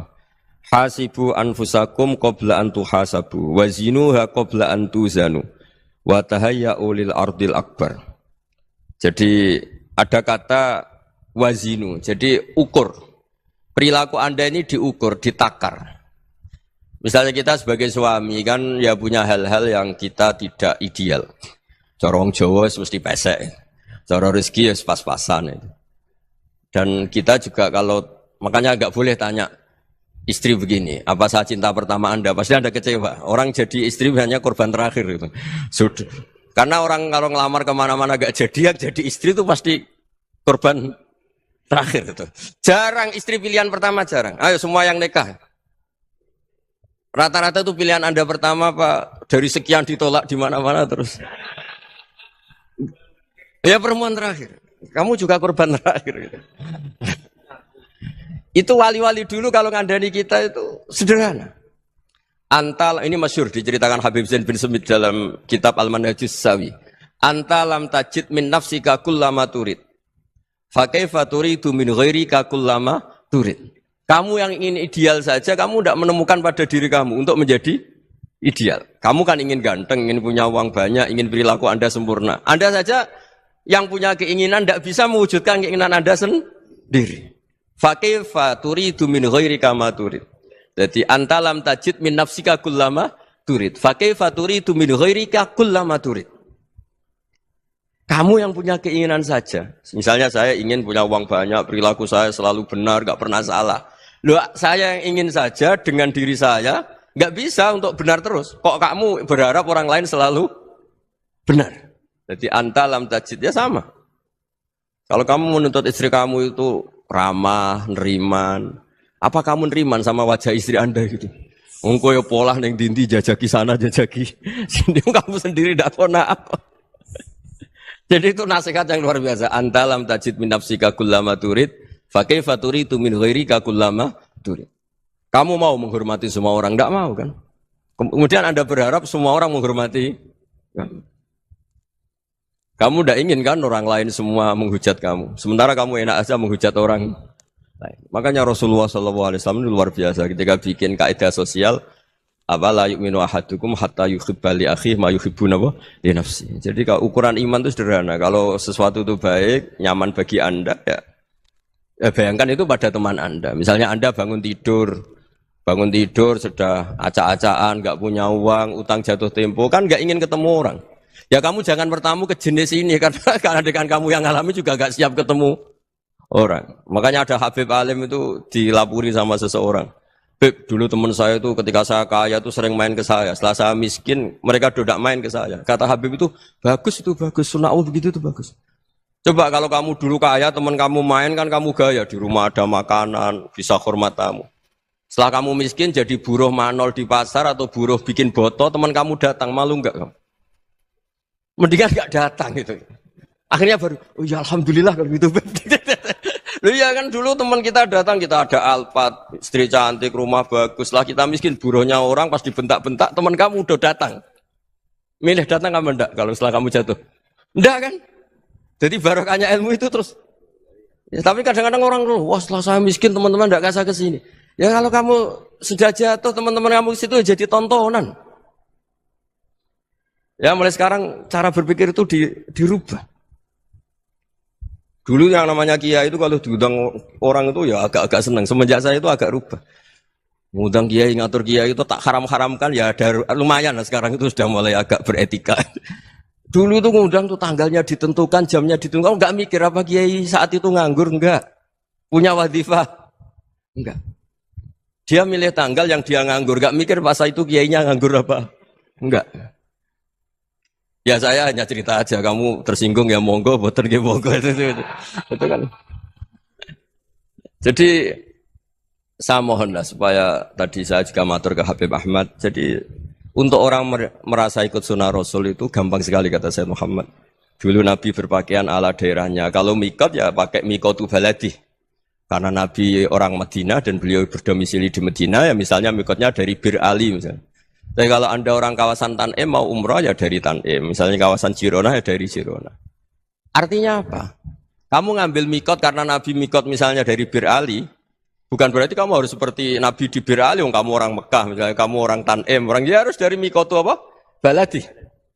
Sama, makanya di fikih-fikih itu kalau teknik anak, Nabi orang Arab, halawiyatnya kurma ya kurma. Kalau orang Jawa sedegan, semua podo-podo. Ya, podo-podo manis. Jadi ini tabaruk sama Sayyid Muhammad, ini ada murid beliau, Habib Ahmad, saya baca. Supaya orang itu merasa ikut Nabi itu gampang sekali. Ini saya baca ya di halaman tadi, disaksikan Habib Ahmad 433 di kitab apa begini Manhajus Salaf fi Fahmin Nusus. Itu kata Sayyid Muhammad wa kanat sunnatu Rasulillah annahu yat'amu ma yajiduhu fi ardi wa yalbasu ma yajidu wa yarkabu ma yajidu mimma abahu wa ta'ala. Faman istamala ma yajiduhu fi ardi fa huwa al-muttabi' lis sunnah. Kama annahu hajjal baita min madinati. Faman hajjal baita min madinati nafsi fa huwa al-muttabi' lis sunnah wa illam takun hadhil madinatu tilka. Jadi intinya misalnya Nabi dulu itu ngasih sodakoh kepada fakir miskin ya pakai dinar, dirham. Ya kalau orang misalnya sodakoh pakai rupiah ya sudah ikut sunnah Nabi. Jangan, lu Nabi pakai dinar loh, kamu kok pakai rupiah. Dulu dinarnya Nabi udah ada tulisannya Bank Indonesia, kamu ada tulisannya Bank. Ya tidak ada seperti itu. Ya jadi misalnya Nabi sodakoh pakai tamar atau pakai al-aqid, ya kita pakai beras, pakai apa. Supaya orang tuh bahwa Rasulullah itu milik kafatal linnas, milik semuanya. Sehingga merasa ikut sunnah Nabi itu ya semuanya. Makanya dulu Mbah Mun kalau motivasi saya supaya bombong, kalau orang Jawa bilang bombong. Wong Jawa mesti ono wong alim. Beliau menyontohkan mas itu Mbah Fadol, Senori, Mbah Ihsan Jambes. Itu bisa ngarang-ngarang kitab luar biasa. Padahal beliau bukan orang Arab. Imam Sibawa itu orang Persia. Imam Ghazali orang Tus itu juga ikut Persia. Kata Imam Mun, wong sing ora Arab lah mesti untuk jatah alim kata beliau. Karena Nabi itu diutus kafatal linnas. Nah ini kalau orang yang alim itu Arab tok berarti tidak ada perwakilan dari Afrika, dari Asia Tenggara, dari mana-mana. Makanya karena Nabi statusnya itu kafatal linnas. Jadi kita harus bangga sebagai Muslim, sebagai orang Indonesia karena misalnya Wali Kutub dulu terkenalnya hanya ada di Yaman, di mana. Ternyata pernah ada juga di Indonesia dan seperti Habib Abu Bakar Segaf Gresik. Jadi ya artinya kan tetap orang Indonesia meskipun beliau zuriyah Rasul kan ya sudah orang apa? Orang Indonesia. Zuriyahnya Habib Ali Simtuduror sekarang di Solo. Jadi Indonesia juga dapat alawin banyak dari Sadatin al-Alawin juga banyak. Jadi saya mohon barokahnya ngaji seperti ini. Melihat orang lain tuh gampang, bayangkan tuh kalau anak kamu. Makanya Nabi, nanti kalau nggak percaya lihat di Hikam nomor 15 di kitab saya itu.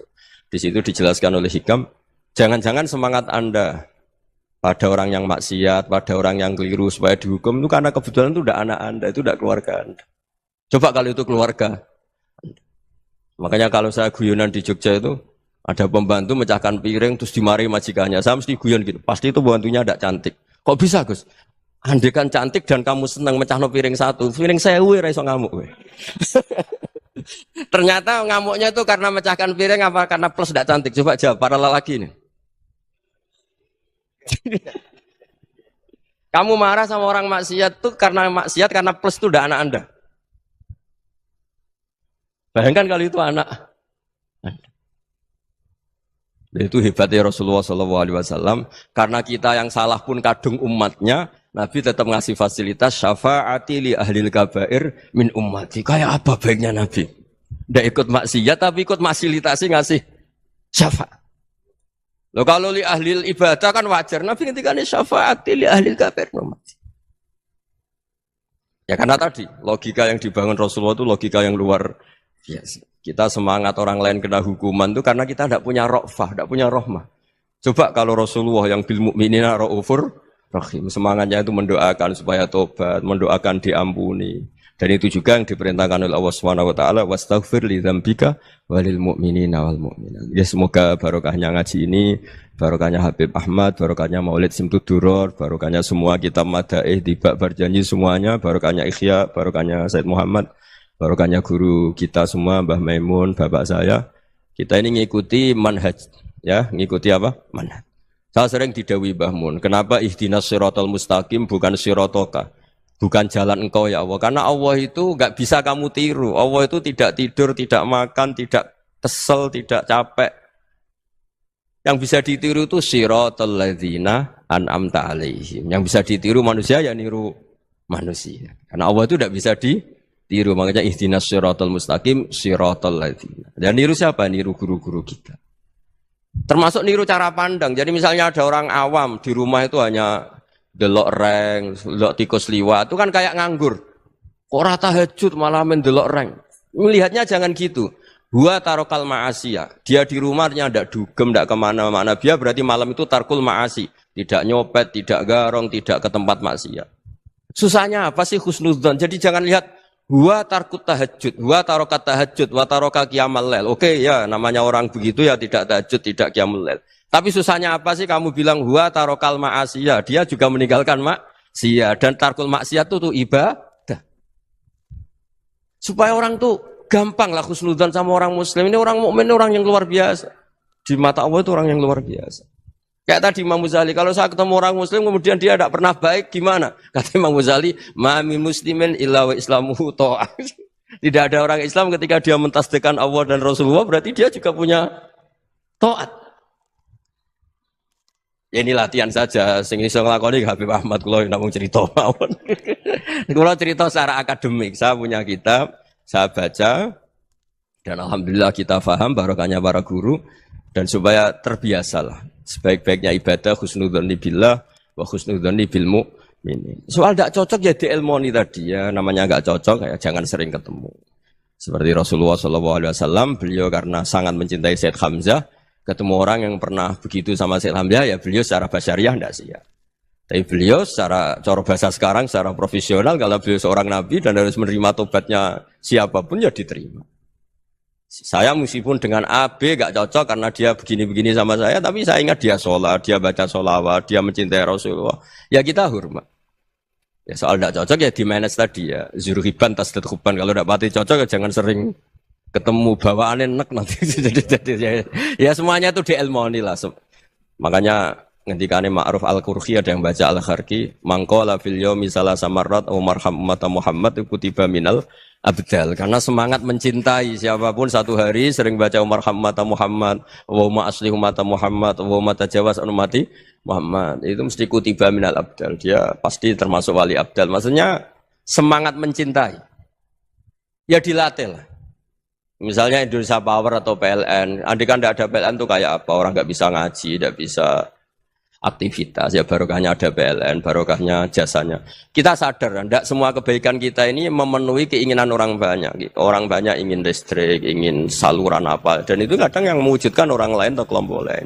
Ya karena itu manfaat ke orang lain ya kita doakan. Karena khairunas anfa'uhum linnas. Sehingga kita terbiasalah ngakui orang lain. Seperti semangatnya Rasulullah SAW, Semuanya itu didoakan, semuanya diinginkan kebaikannya. Bahkan Nabi gak putus asa sampai di akhirat. Ketika Nabi lain sudah putus asa karena sudah akhirat, sampai dimintai syafaat semuanya bilang nafsi, nafsi. Karena merasa semuanya gak punya nyali di depan Allah. Karena ini sudah akhirat, sudah finish. Tapi apa Rasulullah? Analah. Ya udah, saya sanggup mensyafaati kalian. Terus kata Nabi, fa'atiyal arsya. Saya mendatangi aras, fa'akhirru lahu sajidan, saya sujud. Wa ahmaduhu bimahamida allamaniha rabbi. Kemudian saya tetap muji Allah dengan pujian yang terus menerus. Padahal sudah di akhirat, sudah finish. Nabi dimintai syafaat masih sanggup. Karena Nabi tahu, akhirat tidak bisa mendikte Allah. Tidak bisa Allah terus bilang, ya Allah ini akhirat, engkau sudah tidak boleh mensyafaat. Tidak bisa.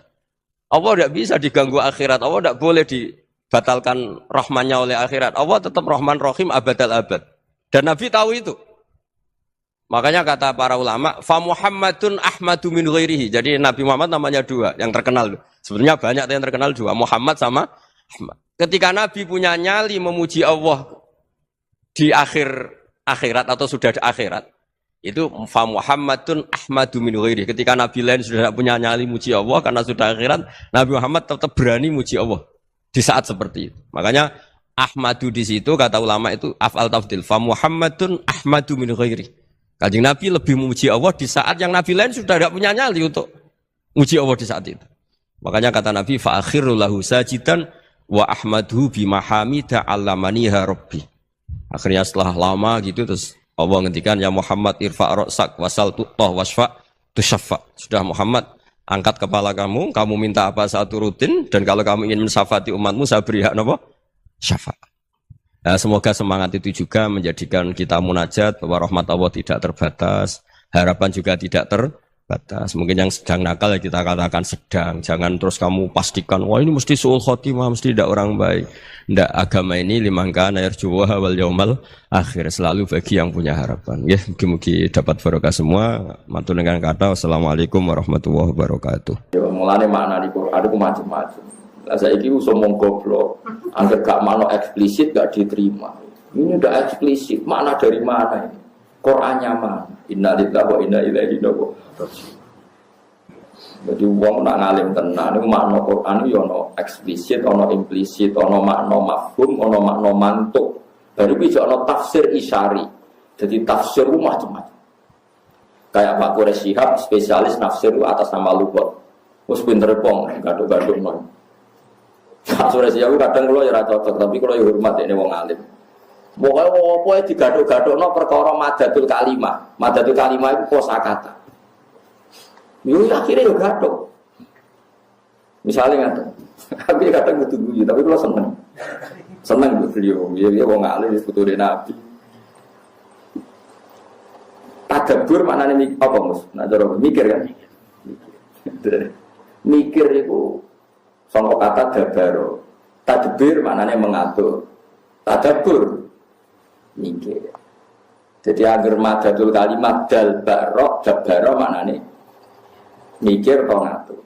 Tadbirul ma'isyah berarti ngatur kehidupan. Mulane lah ciri utama mikir itu delok guri. Delok guri wong aja delok ngarep tok, delok nopo. Nah, mulane barang guri jenenge dudur. Waduh, gaduh-gaduhan kok kok. Iku mulai keberatan. Tapi udah ada wong alim, kula ge bangga Indonesia punya mufasir kayak Pak Quraisy. Tapi yo pas wae.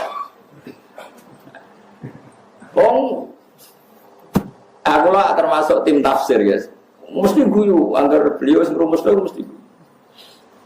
Misalnya dia nafsiri waqfid janah hakalim ini sing begini niku. Wa qadara rabbuka alla ta'budu terus waqfid lahuma janah hadzulli minar rahmati wa qur rabbirhamhuma kama rabbayani. Dia nafsiri yo gampang. Waqfid lahuma janah hadzulli. Itu janah itu sayap. Sayap itu untuk melindungi. Ibarat ayam kalau melindungi anaknya itu dilindungi dengan kedua sayap. Ya kamu dengan orang tua kayak seperti itu, melindungi dengan sayap. Pokoknya ini so gatok-gatok, pokoknya luwak. Dia luwak terus. Ada ulama yang spesial tafsir Isyari kayak Hikam, itu spesial tafsir apa? Isyari. Mau itu semua Quran dia menangkapnya dengan isyarat. Itu nggak ada lafadznya, sudah lebih canggih lagi. sudah. Yaitu kalau Pak Quraisy siap profesor, yang arah hikam itu sudah di atas profesor. Andai kan ada gelar, malah itu lebih apa ya, lebih jelimet lagi. Dan itu nggak bisa diilmoni. Nah, ya modelnya itu daftar wali sih, pokoknya wali ya, seorang wali ya. Itu misalnya begini. Tapi itu nyata, tak contohkan. Fawarab bisama iwal ardi innahu lahakum misama annakum tantikun. Demi Tuhannya langit dan bumi, bahwa kepastian janji Allah itu hak. Demi langit dan bumi, demi Tuhannya langit dan bumi, bahwa janji Allah itu hak. Itu orang-orang yang tafsir Isari langsung bilang, ini pasti Allah sedang murka. Manggalladzi akhdobal jalil hatta alja'ahu ilal yamin. Siapa yang bikin Allah murka sehingga Allah dipaksa sumpah? Misalnya saya punya utang kamu, terus nagih saya, Gus utang saya bayar. Oh iya sesuk ditagih lagi sampai 3 kali. Pasti saya atas nama emosi, wallahi besok saya bayar. Kalau kamu nggak dipercaya orang dan Anda tersinggung, pasti spontan sumpah. Wallahi begini. Kalau Allah pakai redaksi sumpah di Quran, artinya Allah sedang tersinggung. Lah itu tafsir Isari, tahu. Mulanya kena dititani angger ayat kok dimulai sumpah, mesti Allah duka. Mesti Allah duka. Mereka sumpah itu wis dalam kondisi emosi yang bersumpah berarti ono. Kowe iso pacaran baik-baik saja atau be anak baik-baik saja ujug-ujug sumpah. Tapi nak bapak anak njaluk duit, Pak, njaluk duit sesuk. Tenane, Pak. Iya sesuk. Tenane biasanya jenengan bodoni. Wah, itu mulai sumpah. Nah, itu tafsir Isari, lebih jelimet lagi. Dan itu orang-orang Isari tahu ada sekian kalimat yang nggak ada kaitannya dengan makna, tapi orang Isari tahu. Makanya orang-orang Isari tahu kapan kiamat. Mereka tahu kapan kiamat, kapan terjadi goro-goro, kapan akan terjadi nero. Ya persis. Kalau nu dibuyut, yaitu sebagai balok mancini bamukit. Ini ku sakit ngitung falak, kapan daun itu jatuh. Gitu. Mengenai kalau ngalim ya orang pantas ya, buyut kulo ke soal ngalim. Buyut itu kan raiso. Jadi, uyona ilmu nih.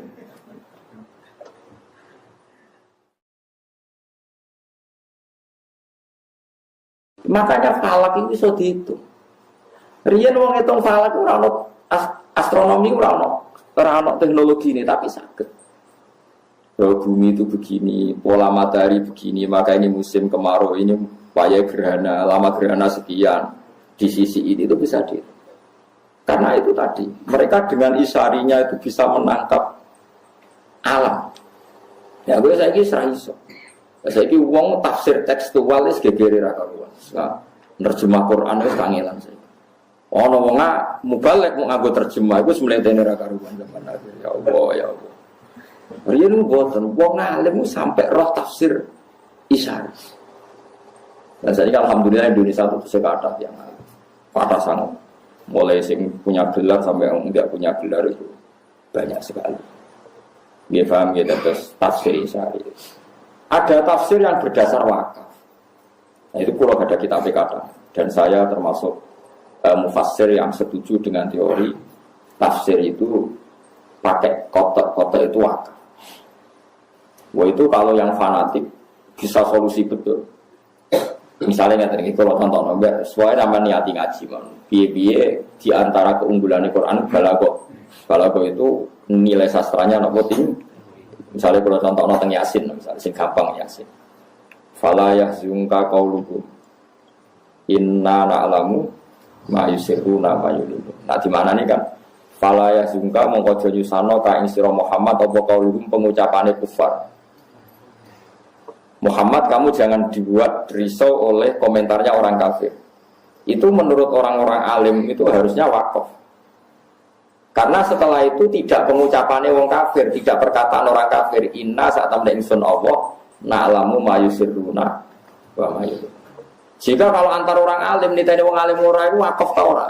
Fala yazunka qauluhum inna na'lamu. Kalau kamu wasalkan kesane inna na'lamu pengucapane wong kafir. Padahal inna na'lamu iku wis ngendikane Allah.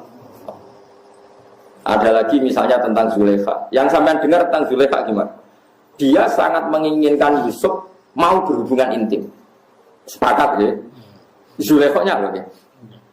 Yusuf agak ingin, tapi karena bawaan manusia, tapi tidak sampai terlintas zina.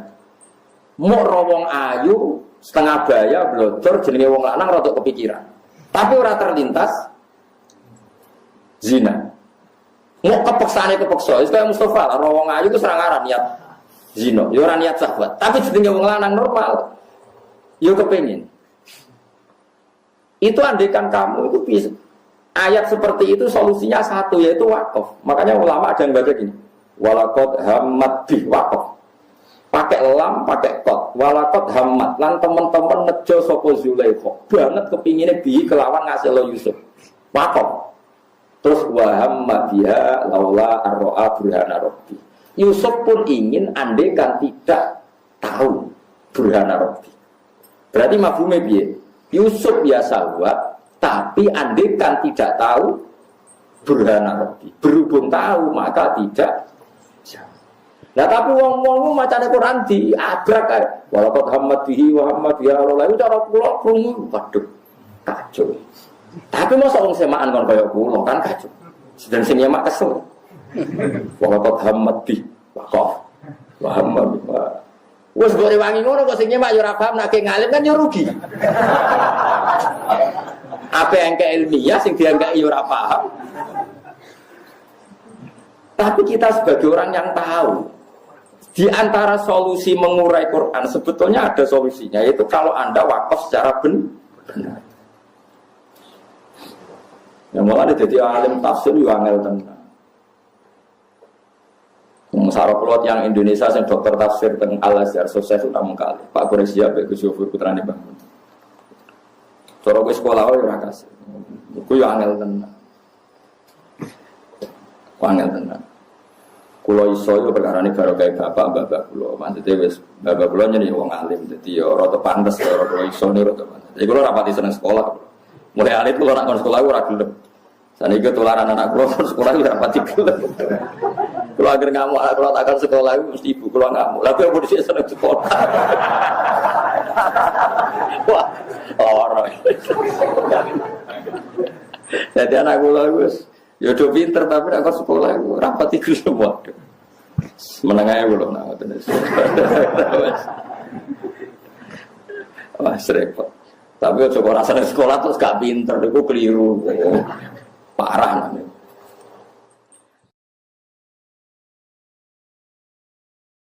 Jadi pahami Quran itu sajane di antara solusine niku wakaf. Jadi misalnya ono wong kok wakaf ngeten walaqad hammat bi wakaf. La wa hamma biha iku laula arro'a burhana wa. Ketika Yusuf mulai terlintas seneng Zulaikha, ada gambar Nabi Yakub Yusuf ditabuk. Barang ditabuk, manine Nabi Yusuf kejar-kejar liwat bijine Nabi Yusuf. Artinya meh kepikiran seneng Zulaikha lagi meh dituabuk bapak. Lah kuwi ora ono sing nabuk. Lah iku sing perkara. Dadi wong nak nabi wis kabundut telah adol. Lah iki jek nyekseni anak. Dikerah anak ya ape maksiat ape-ape ditabuk. Padahal yo atuh Yusuf ning Mesir ape ning Kanaan. Lah kuwi bapak 2 kilo wis ora. Ya alhamdulillah. Ya ora bisa isin ora nabi, ora kudu. Jadi nak keramate tiang-tiang top kados Habib Fakih Muqaddam tiang alim. Saking alime beliau wong darane iku gak Habib, darane Fakih Muqaddam. Padahal tiange gak Habib. Namanya Muhammad bin Ali, gak Habib, tapi wong darane Fakih. Niku sak alim fikih nama darane Fakih. Niku nak gerak. Jadi nak Khalil Nabi Hud teng Yaman ono Khalil Nabi Hud. Nak ruah. Ya Khalil Nabi Hud itu bulan Saban. Ya Khalil Nabi Hud itu bulan apa? Saban. Jadi Nabi Hud niku tiyang Yaman, riyen namanya Ad. Wa ila adina qaum napa? Berhubung Nabi Hud itu Khalil Saban. Terus wali-wali Indonesia itu rata-rata kaya Yaman. Akhirnya wali-wali Indonesia nak kirim donga iku Saban. Saban mergo dipadakno Nabi Hud basa Jawane ruwah mergo sayyid-sayyid sing alim darani roh iku arwah kena ilat Jawa ruwah. Lah nang ruwah digo kirim Dungo. Iku jenenge koyo Pak Quraisy siap gaduh-gaduhan. Tapi wong alim yo tetep kok dalan kula niku yo ngaji Mbah Mun, ngaji Bapak. Terus saniki sering ngrungokno Pak Quraisy, ngrungokno wong alim-alim sak donya kados Habib-habib sak donya, wong alim-alim sak donya. Kula gadah dokumennya. Ya macam-macam, ono tafsir Isari, tafsir Lafat macam-macam. Ah kula sing ra iso tafsir klenik. Dukun ayat Quran kok diwalik-walik sudah dijimat itu ora iso, nganti saiki ra iso. Piye? Ayat ra diwalik wae ra mandi kok malah diwalik-walik. Wong dukun iku ora ngajar, wis Quran mesti diwalik. Dadi ora diwalik wae kadang ra mandi kok malah diwalik. Sebetulnya ra kena diwaca. Jadi nek diwaca ora mandi, kudune ora kena diwaca. Wah, curang niku. Mulane seneng lho nang TV-TV di Mas Kanjeng kagian jimat. Ya wis gambarane jimat ya semono iku, mesti curang gitu. Paham ya? Jadi di antara solusi maknane Quran itu wakaf. Mulane riyen tiang-tiang dari Ibnu Abbas ada 6 ayat di Quran. Siapa yang bisa wakaf benar dakhalal jannah. Bukan di antara ayat wakaf. Fala yahzunka qauluhum waqaf. Inna na'lamu ma yusir. Tapi ya tidak harus. Piye-piye ora kabeh wong ngalim. Mulane terus wonten kaidah walaysa fil Qur'ani min waqfin wajib wala haramin ghairu malahu. Nah kowe wajibno repot ora ngger wong ngalim. Lah hafid-hafid tak repot tiap semakna. Ya tapi kowe kudu ngerti. Nggih kudu napa? Baru kayak ngerti Quran bisa diurai. Nggih Quran bisa napa? Diurai. Iku mau walakot hamad bih. Kita tahu Zulaikha benar-benar ingin berselingkuh dengan Nabi Yusuf.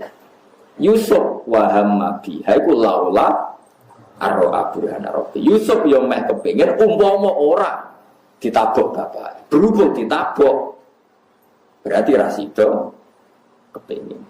Kan gak mungkin konteksnya beda kemudian kamu atafkan walakot hamad bihi wa hammabi kan kacau. Tapi kira usah sok alim, sok bener dhewe nek ana wong ngono salah. Wong kula iku kiai Quran, ana santri stor. Terus ya tak bareng. Ora kok terus tak elingno. Sebener ngene, Jong. Lho ndak semua orang ditakdir ngalim. Wong ora usah sok-sokan. Wong aku sing alim ra sok, kowe sing alim kok sok. Aneh-aneh wae. Wong aku sing alim ra sok, kowe sing alim dadakan sok. Wis biasa wae. Lan aja geman tentang maulid teman-teman. Wong Abu Lahab sing ngono wae. Untuk barokah Kanjeng Nabi Muhammad sallallahu alaihi wasallam. Ya biasa wae nek ora cocok ya oleh jenenge wong macam-macam. Kalau ana wong ra cocok, wong kok niru Abu Lahab. Ya oleh wae sak niku-niku. Ya mesti tentang Maulid tapi setuju Valentine, setuju hari macam-macam lagi.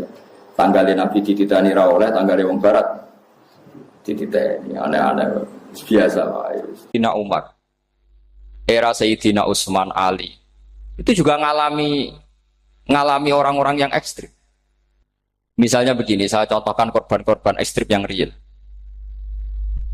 Sayyidina Ali itu masyhur, dia punya musuh besar namanya Muawiyah. Karena permusuhan ini tidak bisa dihindari. Jadi kalau dalam fikih Islam ini anak-anak saya ajari fikih.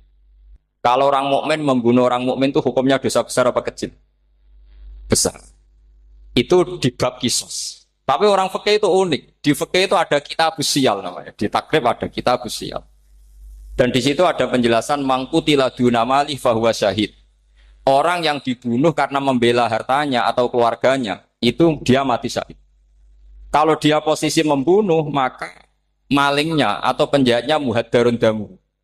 Gak punya hak nuntut kisos karena dia anggap gak ada artinya darah. Nah sekarang begini, suatu saat ada garong ke rumah Anda, ingin membunuh Anda karena ingin mengambil harta Anda. Anda ingin ingat status mukminnya atau status garongnya. Terus kamu mau dibunuh diam aja, saya tidak mau membunuh orang apa? Mukmin atau membunuh orang muslim. Nah, kesulitan yang dialami Sayyidina Ali seperti itu. Orang-orang Khawarij cara berpikir Ali ku geblek. Wong mukmin kok ben mateni wong mukmin. Muawiyah yo geblek pisan. Wong mukmin kok ben mateni orang. Padahal suasana sudah kacau. Ketika seorang penjahat mau membunuh yang punya rumah dan yang punya rumah ingin membunuh penjahat, itu namanya mukmin bentrok sama orang mukmin. Apa orang benar sahibul hak ingin mempertahankan haknya? Tidak sampai saya tanya. Itu sahibul hak, yaitu yang punya rumah ingin mempertahankan haknya. Meskipun dalam duel ini kadang terjadi pembunuhan. Nah di sini ini ya, ulama ahli sunnah menyebut masalah istihadiyah. Kelompoknya Sayyidina Ali mempertahankan nyawanya meskipun dengan cara membunuh pasukan Muawiyah. Pasukan Muawiyah juga mempertahankan nyawanya meskipun harus membunuh pasukan Ali. Zaman itu susahnya istihad. Tapi orang Khawarij cara berpikir enggak, ini biang keladi masalah itu Ali sama Muawiyah. Mereka malah rapat, ya sudah dua-duanya bunuh saja. Ya masyhur tuh, akhirnya Sayyidina Ali dibunuh oleh orang Khawarij. Makanya ini penting ya, pentingnya ngaji seperti ini. Jadi kamu harus dilatih berpikir nubuwah. Ya dilatih berpikir apa? Nubuwah disebut al-ulama warasatul. Meskipun dengan cara yang ekstrim, tapi pikirannya saja, jangan perilakunya. Saya punya contoh sekian kasus, sekian tragedi. Misalnya begini. Saya itu dulu punya teman, dia soleh, bisa baca Fathul Mu'in. Dia itu janggal, bilang sama saya, Gus, tidak biasanya Rasulullah itu agak-agak nyindir orang fakir. Ini kok ada hadis kadal fakru ayakuna kufur, bahwa kefakiran itu mendekati apa? Kekufuran. Dia itu aneh sekali. Biasanya tidak biasanya Rasulullah kritik seperti itu. Walhasil ini singkat cerita, anak ini ngalami satu trauma. Dia itu miskin. Gara-gara miskin gitu jadi buruhnya orang non-muslim. Dan sering disuruh nganter majikannya itu ke tempat-tempat lokalisasi. Dia mulai mikir, ini gara-gara fakir saya harus nganter orang ke lokalisasi. Mulai ingat dia, sedekah Rasulullah ini gara-gara fakir saya jadi pengantar orang ke lokalisasi. Suatu saat majikannya itu benar-benar bangkrut. Malah dari disuruh nganter. Pokoknya carikan yang cantik bawa sini. Pusing. Nah, dia akhirnya walhasil lari terus keluar.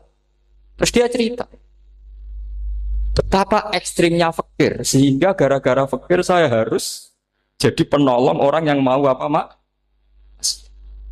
Anda boleh berpikir ekstrim, tapi ekstrim dalam melawan kemungkaran itu tadi. Saya nggak boleh jadi fakir, tapi takutnya fakir yang nanti jadi alat kemak.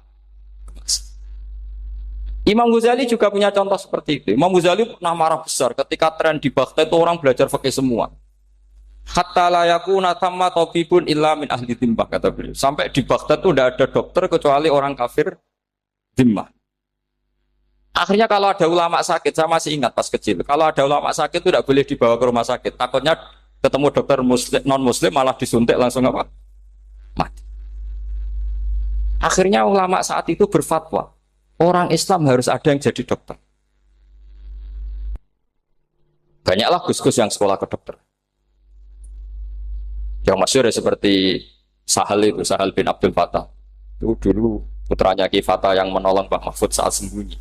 Saking idolakannya Basal, anaknya dinamakan Sahal, tapi dia jadi dokter spesialis bedah.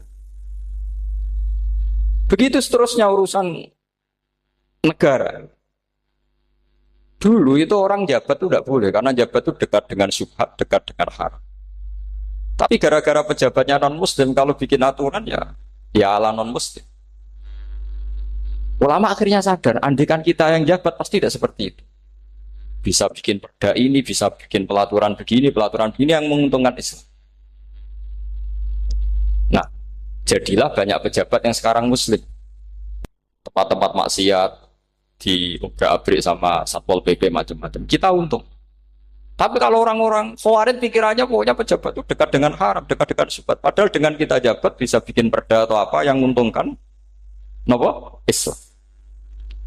Kemudian menjadi masalah baru secara fikih. Ini adik-adik dengerin biar kulino senam fikih. Kalau caleg soleh, misalnya Mas Nadif nyalek, ini tadi tak guyoni, mau jadi bupati ndak, kalau ya mau saya dukung. Jadi misalnya gini ya, Zaid sama Bakar, misalnya Bakar itu orang soleh, mau jadi calon lurah. Dia tahu kalau dia lurahnya kampung lebih baik. Kalau yang jadi ini Zaid, itu kampung itu rusak karena dia suka dugem, suka macam-macam. Kemudian Zaid ini pasti jadi karena beli suara. Misalnya per kepala itu dibeli 50.000. Bakar ini kalau nggak beli suara kalah. Padahal dengan kalahnya Bakar artinya kemenangan kemungkaran. Itu zaman era Fathul Mu'in, muridnya Ibnu Hajar Al-Hitami. Ibnu Hajar muridnya Abu Zakaria Al-Ansori itu fatwa. Yang soleh ini wajib beli suara, bukan boleh, wajib beli suara. Tapi ini namanya tidak nyuap, perlu dicatat. Ini namanya tidak nyuap. Jadi tidak bisa kamu kaitkan misalnya ar-rosi wal murtasi benar. Yang nyuap maupun yang menerima suap adalah sama-sama di neraka. Tidak bisa seperti itu. Karena logikanya dibalik. Sekarang Bakar ini beli suara itu untuk membeli kebenaran, untuk mengawal kebenaran. Zaid beli suara untuk menopang kebatilan. Berarti namanya Bakar ini penyuap atau pembeli kebenaran? Pembeli kebenaran. Harus dibedakan. Nah, ini pentingnya ulama. Memang nyatanya seperti itu. Yang dikatakan nyuap, riswah itu adalah membayar uang li'ibtolil hakti untuk membatalkan kebenaran atau membenarkan kebatilan, itu namanya nyuap. Tapi kalau mengeluarkan uang untuk menghakkan barang hak dan membatalkan barang batil, itu namanya uang berjuang. Nah ini pentingnya mikir. Jadi ulama itu mulai dulu sudah berat. Nah sekarang sudah banyak orang-orang khusyuk yang biasa di masjid khusyuk. Kalau ditanya zaman akhir rusak kabeh, wong soleh-soleh wis nyuap. Kalau orang soleh ini tidak nyuap ya tidak jadi. Kalau nggak jadi mereka nggak ada yang jadi DPR, nggak ada partai Islam, habis malah Indonesia. Saya itu punya kenalan banyak pakar-pakar di Jakarta, itu cerita saya Pak Bahar. Indonesia itu solusinya gampang. Kita ini punya Bali, punya Batam. Itu kalau Bali dimakaukan, Batam dikayakan Hollywood. Amerika kaya itu bukan karena hebat. Pornografi dijual, tinju di Nevada itu dijual, di Las Vegas dijual, apa saja dijual. Kalau tidak kaya itu gimana? Sementara Indonesia mau aur-auran gitu sukan partai Islam. Sebenarnya Indonesia gampang, kalau ingin kaya Bali itu dikayakan Hollywood atau dikalahkan Makau, jadi kota judi. Batam dijadikan kaya Las Vegas. Itu transaksinya pasti triliunan. Orang kamane wong muda dijual, judi dijual, orang tinju dijual. Tapi gara-gara ada partai Islam, nyari rumus solusi ekonomi itu yang tidak seperti itu. Akhirnya kangelan. Akhirnya rapat isu. Tapi barokah tetap barokah partai apa? Yang menangnya caleg-calegnya rata-rata ya beli. Kalau tidak beli habis. Saya bukan menghalalkan nyuap, enggak. Kalau nyuap tetap haram ila yaumil qiyamah.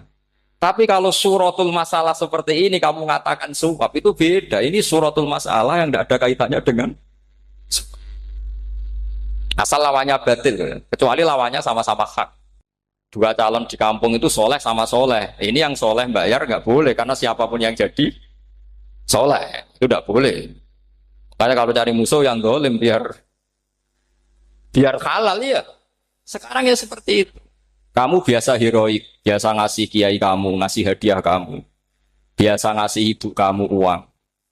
Ternyata ibu kamu setelah kamu kasih uang, dikasihkan adik kamu atau kakak kamu yang nggak pernah kerja, terus kamu marah-marah, ini tidak adil.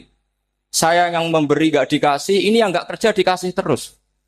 Loh kamu biasa jadi pahlawan kok turun kelas menjadi apa? Pasien. Kamu milih jadi pahlawan apa pasien?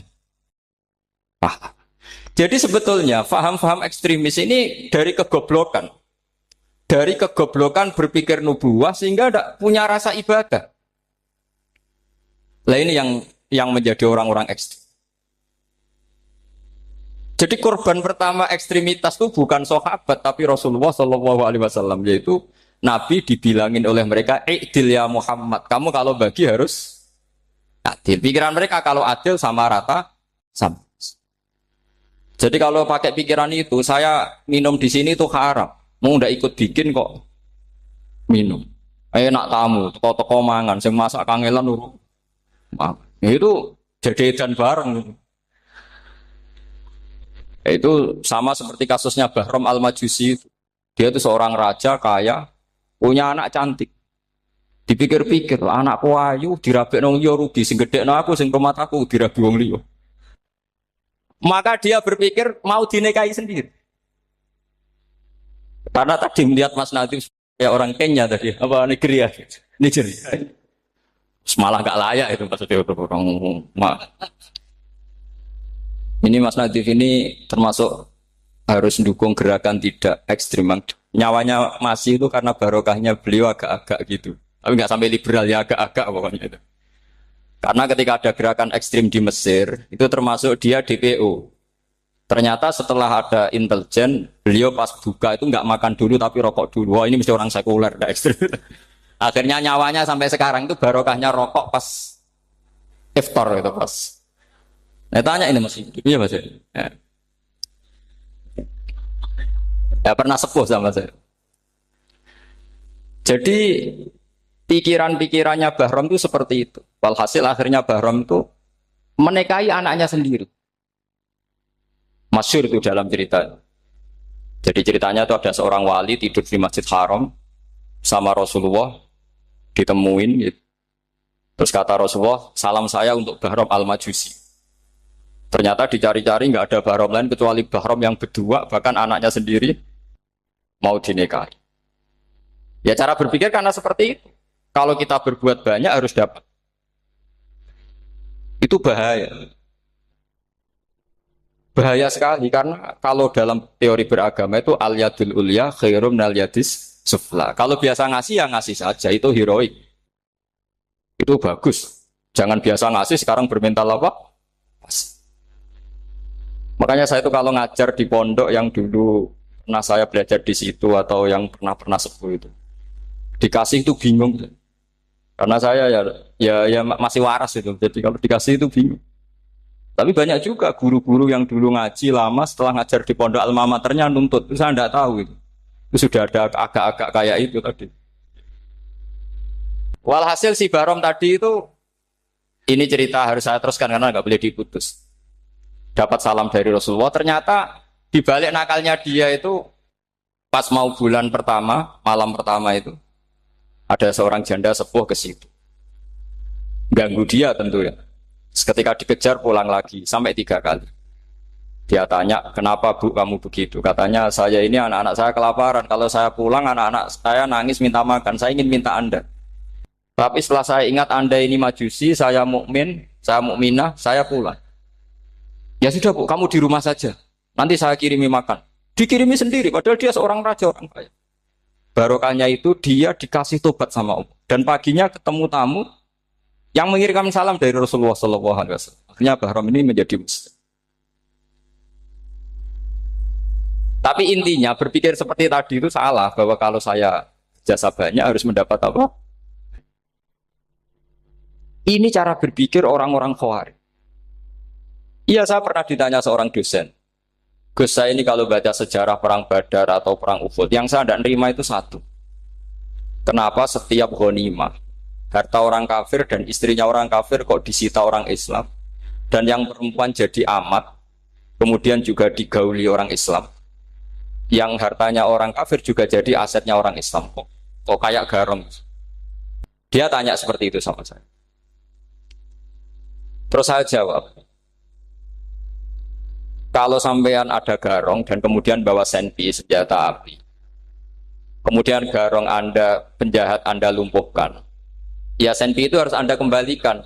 Monggo penjahat ini kagungan jenengan beto wangsul. Karena ada milik Anda, harus dikembalikan. Wah, tidak bisa Bapak, kalau saya kembalikan pasti dipakai jahat lagi, dipakai kriminal lagi. Ya sama, kalau asetnya orang kafir dikembalikan ke orang kafir akan menjadi aset kekafiran lagi untuk menghancurkan kita. Nah, perempuan juga sama. Perempuan itu alat produksi. Jika perempuan tadi dikembalikan ke orang kafir, maka kamu menolong populasi orang. Ya seperti itu. Paham? Makanya disita dalam perang loh ya, tapi dalam perang yang legal. Nah itulah kenapa amat halal. Makanya di Quran itu illa ala azwajihim aw ma malakat aymah. Paling enggak itu masih ada ulama atau pemikir atau ustadz siapa saja yang bisa memahami logika apa? Nanti kalau ulama ini sudah meninggal, orang akan mencibir Islam dengan cara mengatakan Islam itu jahat, yaitu menyita hartanya orang kafir dan istrinya orang kafir setiap kali terjadi perang. Karena pemikiran ini pasti sama-sama kutubnya, sama-sama ekstrim. Jadi ini penting saya katakan. Makanya masyhur itu perdebatan Sayyidina Ali dan Muawiyah. Ini saya kutip sedikit. Ini ya sama-sama berpikir ekstrim, tapi ekstrim yang baik. Walhasil dalam satu kerja bakti di Masjid Kuba, itu ada sahabat namanya Ammar. Ini di depan umum, ini penting. Kalau dalam ilmu hadis di depan umum ini penting, karena nanti menjadi mutawatir. Beda dengan hadis yang Nabi ngendikan sama 1-2 sahabat, namanya hadis ahadi. Di depan umum Nabi guyon gini sama Ammar, ya Ammar waihak taktuluka alfiatul baghiyah. Ammar, kamu ini nasib kamu itu agak sial. Karena nanti yang membunuh kamu itu kelompok yang tidak benar. Alfiatul baghiyah itu kelompok yang tidak benar. Itu disaksikan sekian sahabat. Walhasil suatu saat Ammar ini ikut perang dan ikut pasukannya Ali dan terbunuh oleh pasukannya Muawiyah. Seneng Ali. Walhasil Ammar ditemui sama ya Muawiyah. Al-ana dhuhara bi anna fi'ati haqqun wa fi'ataka baghiyah. Sekarang kelihatan siapa yang benar. Saya yang benar, kamu yang salah. Kenapa? Karena Ammar kelompokku dan terbunuh oleh kelompok kamu. Padahal kata Rasulullah yang membunuh Ammar adalah kelompok yang salah. Muawiyah pintar sekali, dia jawabnya gini. Laula kama kutila Ammar. Ammar terbunuh karena bela-belain kamu. Kalau kamu tidak nyuruh dia perang juga nggak terbunuh kan. Jadi kamu ikut andil, terbunuhnya siapa? Ammar. Tapi apa kata Sayyidina Ali? Idzan qatala Rasulullah Hamzah. Kalau teori itu Anda pakai, Rasulullah pun membunuh Hamzah. Sekarang Hamzah perang karena suruhan siapa? Rasulullah. Yang membunuh Hamzah siapa? Wahsy. Kalau teori itu Anda pakai, berarti Rasulullah pun membunuh Hamzah. Terus fasa kata Muawiyah, Muawiyah diam. Jadi fikih pun itu diputuskan lewat pikiran ekstrim. Tapi bukan ekstrim yang merugikan orang lain. Ya, kalau merugikan orang lain namanya sudah la dororo wala diror. Dia menyalahi aturan itu. Makanya saya pernah ngaji di sini dulu ketika tahun kemarin. Fikih-fikih Islam itu punya rumus. Itu ya gara-gara pikiran ekstrim sebetulnya. Saya pernah nyontohkan adalah orang itu kalau sholat jenazah itu mayitnya di depan. Itu ulama fikih tidak ada yang punya alasan. Mau hanya bilang gini. Hakadha wajadna salafan wa khulafan. Mulai dulu kalau nyolati mayit ya jenazahnya di depan. Ya hanya gitu saja, tidak punya alasan. Makanya ulama lain mengatakan tidak apa-apa jenazah di belakang. Yang sholat di depan. Kenapa? Fa innaha laysat bimanzilatil imam. Memangnya jenazah imam kok harus di depan. Itu ya tidak ada yang bisa bantah. Bagaimana mungkin harus di depan? Oh enggak, imam kok harus. Yang harus di depan itu imam. Jenazah itu imam apa enggak? Enggak. Terus alasan kedua, sholat ghaib. Kalau ada orang mati di Surabaya, Mas Nadib di sini, sholat ghaib boleh enggak? Boleh. Jenazahnya di depan apa belakang? Belakang. Di belakang kan? Berarti harus enggak jenazah di depan? Ya dia mau ngakeh yang jelas kalau itu. Lah ini contoh-contoh kecil. Nah orang Khawarij itu orang yang paling enggak mau menerima otak-atik seperti itu. Akhirnya jadi goblok bareng tadi. Ya makanya Rasulullah pun jadi korbannya Khawarij. Muhammad, kamu harus adil. Karena pikiran mereka adil itu yang memberi banyak ya dapat banyak. Kalau pikiran nubuah tidak seperti itu. Kalau yang biasa memberi, biasa heroik, biasa baik ya biar tetap biasa memberi. Jangan dilatih jadi apa? Fasih. Ini mungkin adik-adik juga agak keberatan, tapi harus dilatih.